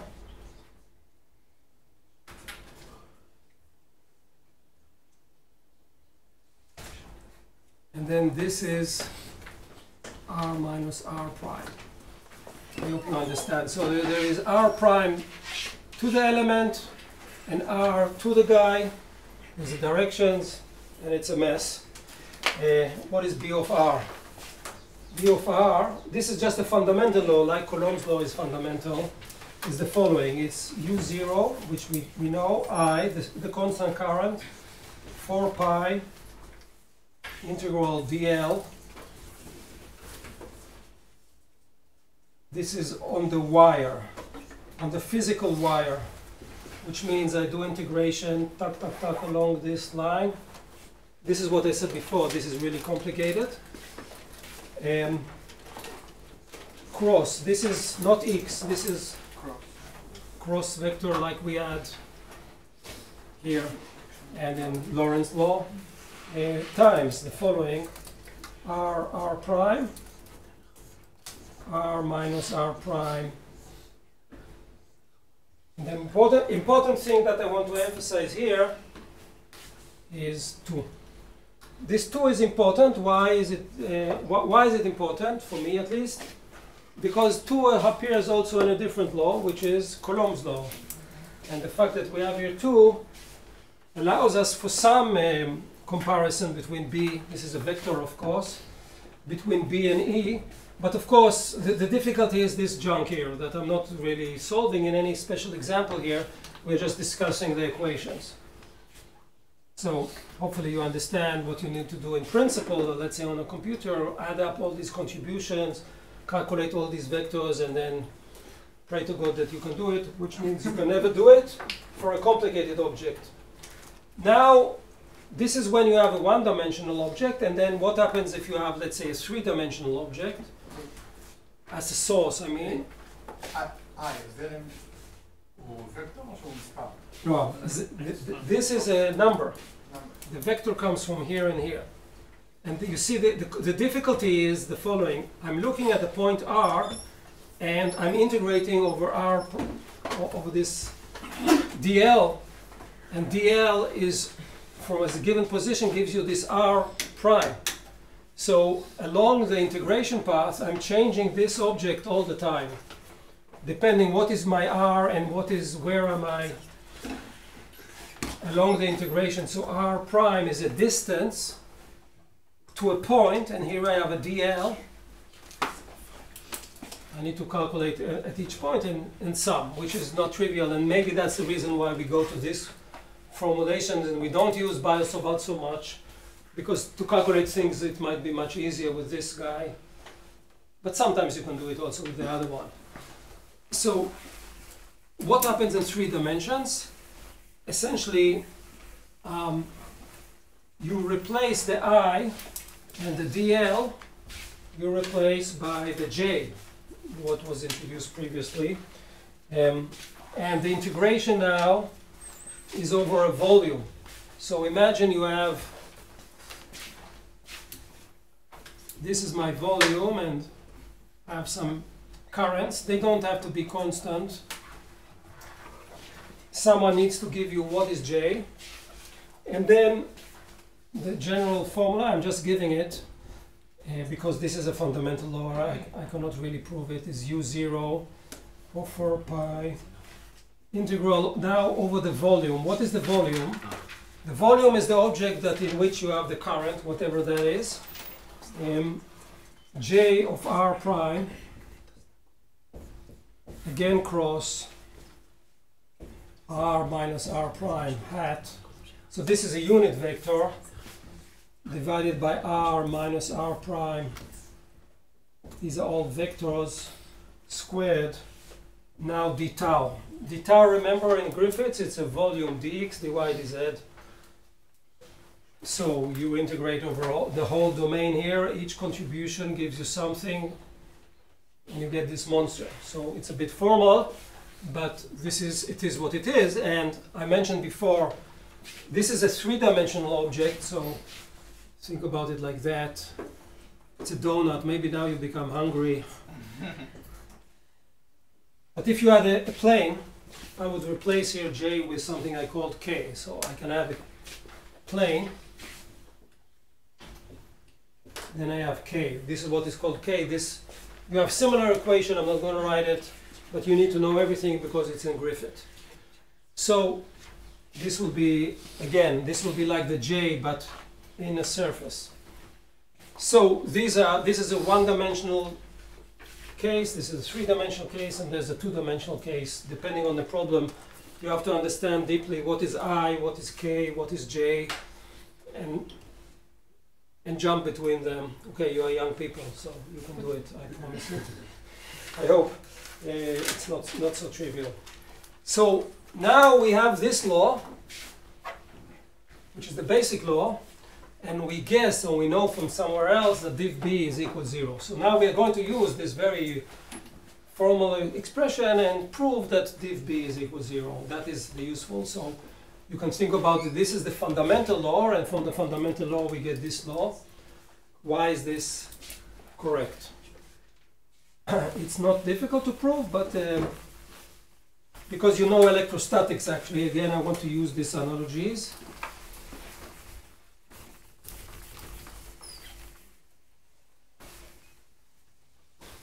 So let us say div B is equal to 0. Let's say we know the answer. Usually people, when they solve problems, they know the answer.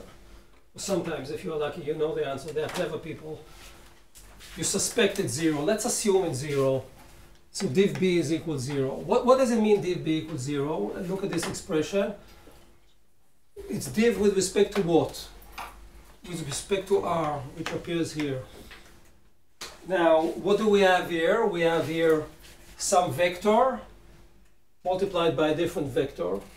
So we have div of some field, J, multiplied by a different field, which is given by this expression, A. But J is not dependent on the... And J is not independent, right. So what we are going to show is that when I act with div, this I'll show the math in a second, it's first not doing anything here to J, but when it will act on this, it will give you, can anyone guess what? This is, what is this? What do we have here? This reminds me in electrostatics of, this is Coulomb's law, the electric Coulomb's law, right? It's 1 over R squared. So what will happen here to get 0 if the div here goes inside? Okay, you cannot guess. Maybe also I cannot guess. No, there's no electric field per se. But how will, if I act here with div and then okay, he says it's not operating here, it is operating here. It's not a delta because this is not. This is 1 over R squared. But I understand why you say it. What is 0 in electric fields of the Coulomb field? It's rotor. So this is the idea. I'll apply here div, and with some mathematics, simple mathematics, I'll show that it is actually operating here with the rotor. And what is this? Okay, this is a mathematical statement. And what we are using is a general formula that, okay, here you'll have to believe me. This is going to be the J, which is going to be independent of, it's going to be a constant. It's going to be a vector independent of R. So think of one R, particular R prime. So this is a function of R. This is, let's write it down, with respect to R. This is J of R. But in general, this thing is by some mathematical, simple mathematical, really simple, curl A minus A curl B. What is this B in our problem? This is R minus R prime squared. What does this equation mathematically tell you? I'm not proving it. You have a divergence of some product of two functions. It's like multiplication of two functions, and then you have two terms. But because there's the cross, you get something a little bit more complicated. So I didn't prove this, but you can prove it very easily in general. And this is the result. Here, of course, A cross B and B cross A are not the same, so you have the sign issue. So, okay, let us use this. And then I think it's immediate that div B, is it immediate? Is it clear to everyone? So div B equals 0 because I'll get here the kel. Is it clear or not? You want me to write it down or? Just write it down, please. Okay, so let us write it down. I'm just using div of what? Of all this junk inside here. Of, let's copy it, J R prime cross R minus R prime R minus R prime squared. This is what I call A, and this is what I call B. Remember, this A is independent of R, so then I go to this equation. So this is B kel A. This is obviously 0 because A is JR, so I can write here JR. Kel is with respect to R, this is 0 minus, now I need to have J of R, this is this A, J of R prime, and here I have the kel B, the kel is acting on, of course there is a dot here, sorry, there's a dot here, like this dot. Kel of what is written there, which is R minus R prime, R minus R prime squared, and this is a kel with respect to R, not with respect to R prime. This is electric field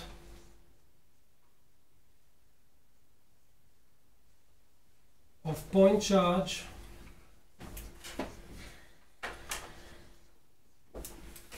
where Q is what? 4 pi epsilon 0. We don't have the 4 pi epsilon 0, but I don't care about this. We know that from electrostatics, but also it's very easy to prove that rotor of R squared is equal to 0. Or the rotor of the electric field of a single charge is 0. This is, I said it 1,000,000 times already in this course. It's just the rotor of E is equal to 0 in general, but also of a single point charge is 0, obviously. So that's why this is 0. Why curl J equals 0 again? Okay, because J you see here is depending on R prime, which is the element, while the div B is coming from outside, it's on the coordinates of B, R. So, Okay. so if this is 0 and this is 0, then even I can integrate over something of 0, so what we get is div B equals 0 always. Before we saw this for a line where you have a current, but now we see it from here, from the basic law of Biot and Sabat. I think there were 2 people. Yeah, there were. Oh, good, you're a historian. Good. Actually, I just googled it I wasn't sure. 2 minutes ago. Maybe there were a couple or something.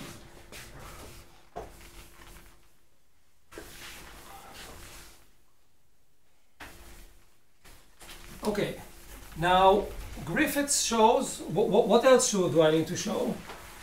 Oh, I was very stupid. With this Biot-Savart law, what now should I do? I want to publish a paper 200 years ago. So I have Biot-Savart, and what do? I need to operate it with the rotor here and get the J.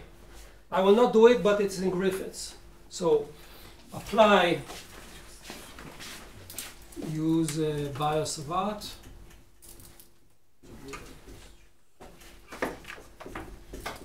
Apply rotor of B. Remember, in Biot-Savart, the point is the following. In Biot-Savart's law, in the 3-dimensional version, we have the J, right? It's inside there. I'm telling you without proving, and then I get this U0J, and I'm very happy. The emphasis here is very simple. Biot-Savart law gives you these two laws, not only this law. So Biot-Savart as usual is everything, and now we can think about solving these equations which are equivalent to Biot-Savart, but maybe these equations are easier because again, now we can use all kinds of tricks to solve these equations. What are we actually doing here? In a very simple way. Biot-Savart, using integration. What do we have here? Differentiation. Complicated with div and rotor. What is easier, integration or differentiation? Differentiation. That's what they are doing here. They are changing the formalism from an integral to differential equations, and that is a step. That is a step towards solution, which simplifies things in many cases, but not in all cases. For example, from here we can get Ampere's law.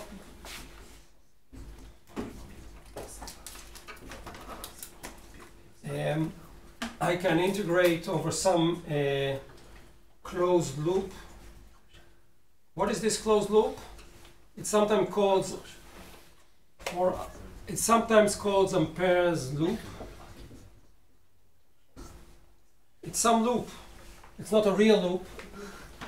It's a loop that you create in order to solve problems. You can, in the simple problem of a constant current, the easiest is to use the symmetry and create a loop, which is a circle, but which you used already. You use the symmetry, but I can create any loop that I want in space. This is similar to what we had in electrostatic. The Gauss was not he used not a one-dimensional object. This is not a loop, but he uses the surface, a volume. And it says I in charge. Now Ampere says, oh, Gauss did that, now I'm going to do something similar. And then he thought about it for some time, quite a lot I'm sure, it's not trivial. And he reached the conclusion that instead of building a box, influxes, because we don't know, we're just going to create some loop. So it's a closed loop, like a closed Gauss surface. And then if I use this curl B, which is this law, then I know I'm not proving this, but I think you saw this also. You know this from some fundamental law, which is called Stokes' law. Details are not important. The mathematics is not important, at least for me. BDL.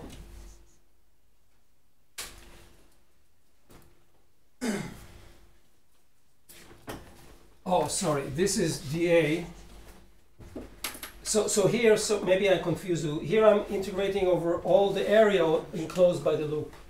Here I'm integrating over the loop itself. This is dL.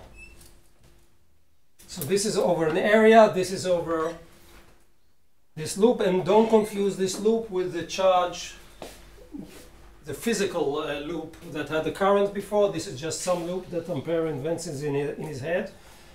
And you see here, I have a curl. If I have a curl of B, I always want to go an integration in 2 dimensions. I go to integral in 1 dimension. I do one of the integrations, so to say, but it's not ordinary differential.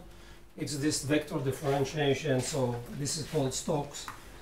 But this one, from the physics of Biot-Savart, is equal to JdA.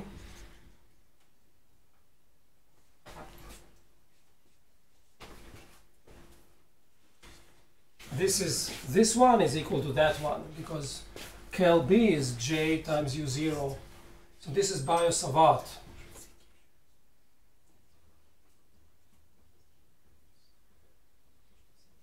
And this is like the closed loop. I mean, it's over this surface over dA. But what is this? I wrote it before, I think with an S, so I apologize. This is U0 times I by definition. So then Ampere can throw Biot-Savart to the trash, and he says BDL is equal to U0I. And this is Ampere's law, and you can choose your loop as you want. It's again called Ampere's loop. and now you have the I appearing. So sometimes we use J, sometimes we use I.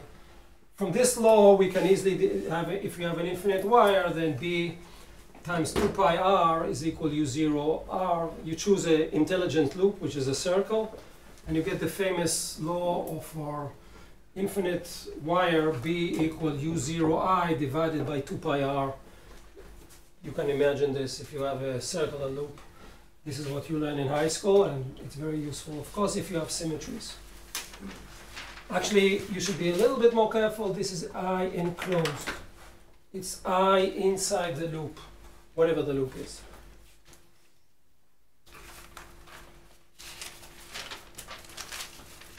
So, for example,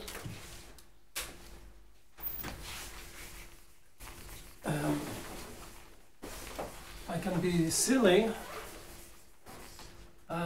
The point is, let's say I have I, which is an easy problem, and I want to have, in this xy plane, these are the fields, they are decaying like 1 over r. So let's say I want to integrate, I create an Ampere loop. So the easiest Ampere loop will be along these lines. But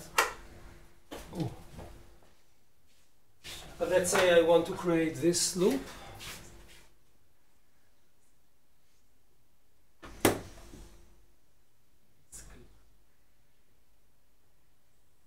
This is Ampere's loop.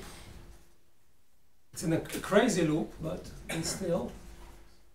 So the current is, this dot here is an arrow pointing to you. The point is that if I choose this integration path over the B, I'll get the I itself, and it's very easy to prove this. I mean, let's say, or not to prove this, let's say this is theta 1, and the rest is theta 2. This is the angle opening. So integral B dl over this crazy loop, which is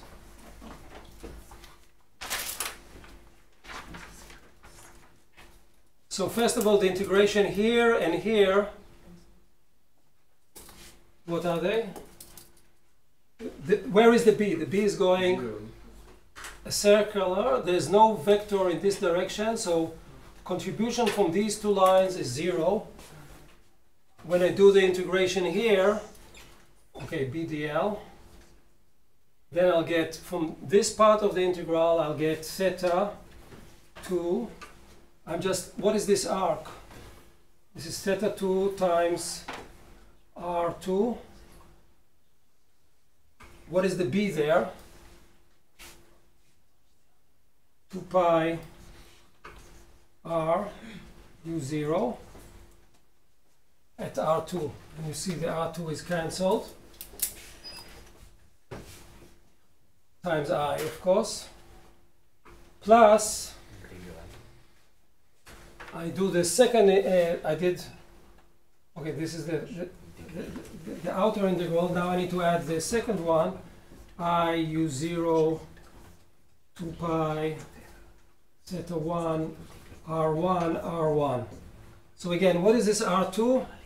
B is proportional to 1 over r. This I think you know. You know the straight line. If you have a charge on the straight line, the field goes like 1 over r, and also if you have a constant current, it goes like 1 over r. The B now, it's in phi direction, so this comes from 1 over r. This is from the integration over this part. The radius here and here are different. They cancel out. And what do I get at the end of the day? I get I0 times I times u0 times theta 1 plus theta 2 divided by theta 2 pi. But what is theta 1 plus theta 2? 2 pi. It's 2 pi. So this is equal, as I mentioned, this thing.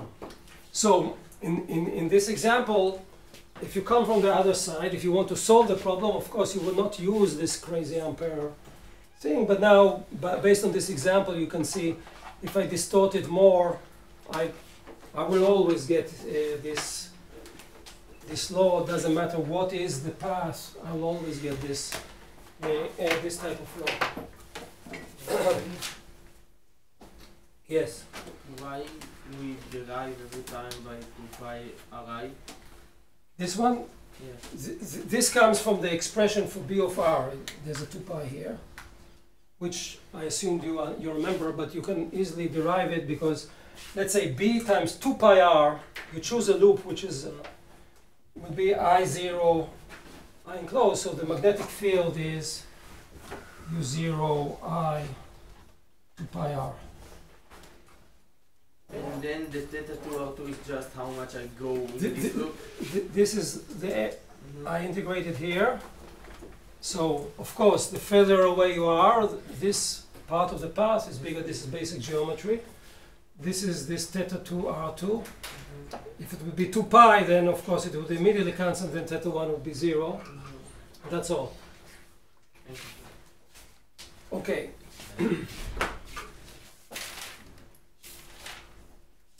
So, now we can briefly ask about boundary conditions, because now you see, but now you see already the structure. It's a little bit of a repetition. What happened? We started with electric fields, and then div E was equal rho, right? And rotary was equal 0, and this defined us when you had boundary conditions. Then we did a second problem where we had the polarization, so this, we didn't have this equal 0, we had with polarization, and we had different laws. So now it's the same thing more or less. We need to understand what is the difference, but it's the same thing with important modifications, that's what I mean. So for example, what is, so let us do this, and I hope that by now I taught you well enough, or you remember, or you know this, that you can immediately think about these boundary conditions. So let us now assume you have some current in a plane. So here K will be important. And then you have here region 1 and region 2. So this plane is coming out of the board. So as usual, we have B1 perpendicular and B1 parallel, and here we have B2, that's the second below this boundary, B2 parallel and B1 B2 perpendicular. So what do you say about, what is the relation between B1 perpendicular and B2? What are these two guys? They have to be the same. And why do you say this? Or this is the way I think about it. I think about electrostatics because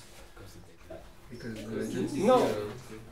Yeah, okay, because the range is 0, but physically, if you add a charge here, you'll create this small box, and then it will jump by the size of the charge in the box, but it's the same thing as saying this. So here, unlike the electric field, because there are no charges, this one is holding, and this comes from div B equals 0 immediately. So it's very different than the electric field, which was B1 minus E1 minus E2 equal to sigma on the surface, right? There's no sigma on the surface. That's another way to say there's no charges, because these are magnetic fields, and then this is equal 0. Now there is a rotor. So what did we say about electric fields? We said the electric field parallel was equal to the electric field down there. Why did we say it? Because the integral EdL over a closed surface was 0 because of rotor E is equal 0. But now rotor E is not 0. It's equal J in general, and here it will be equal K. So without going into the details, we'll have there a jump. So this you can read more about in Griffiths. But it's done by creation of a loop which encloses this J, and when you integrate the J, you get the K, and this is equal U0K. And again, you need to read a bit more about this because there is also the right-hand notation that the K is in this direction and this defines you the directions here. So this is in Griffiths. But the bottom line here is rotor B is not equal 0. It is related to J. And that's why the current appears here in this problem, unlike the electric static problem. רגע, רק שנייה, קצת מאוחר.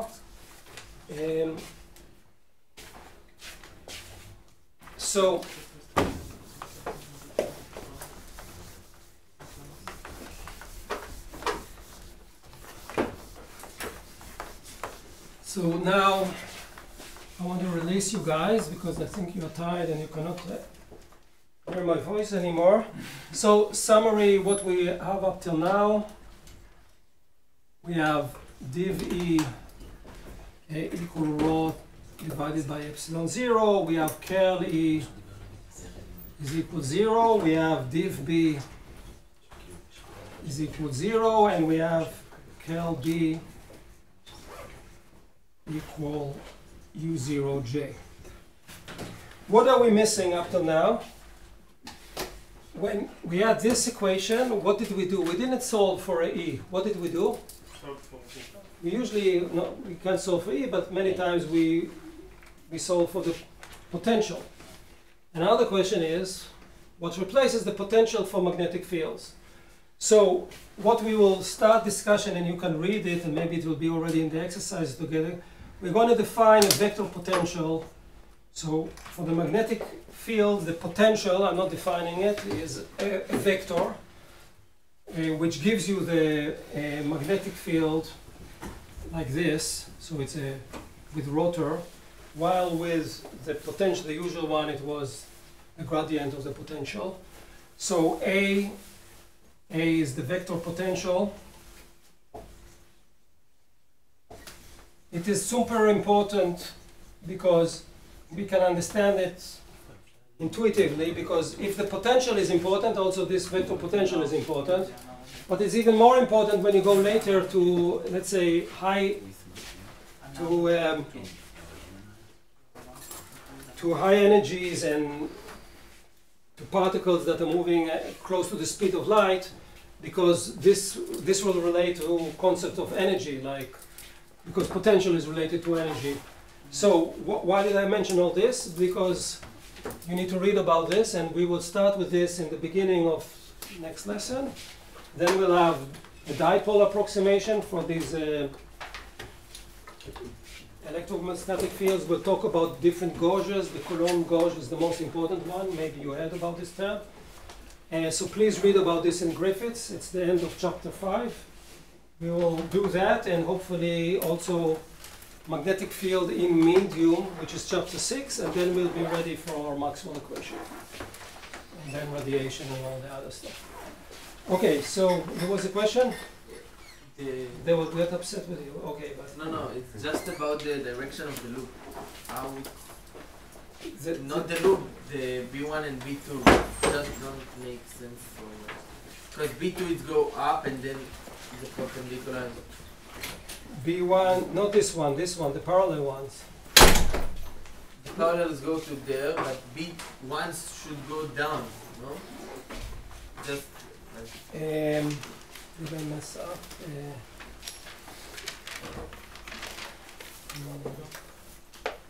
No, what? This one and this one are the same because div B is equal 0, so it's not changing. You cannot have a field, but if you have a field one like that and the other one like that, the div B is not 0. Because div B is equal 0. This is not a mistake.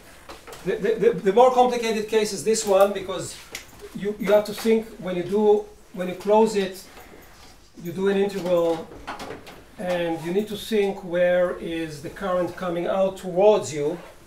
You close the loop like this, and this creates some.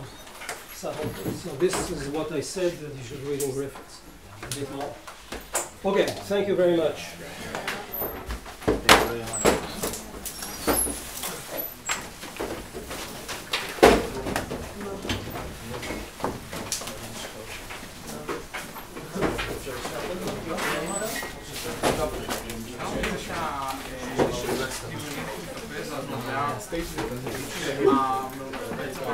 בגלל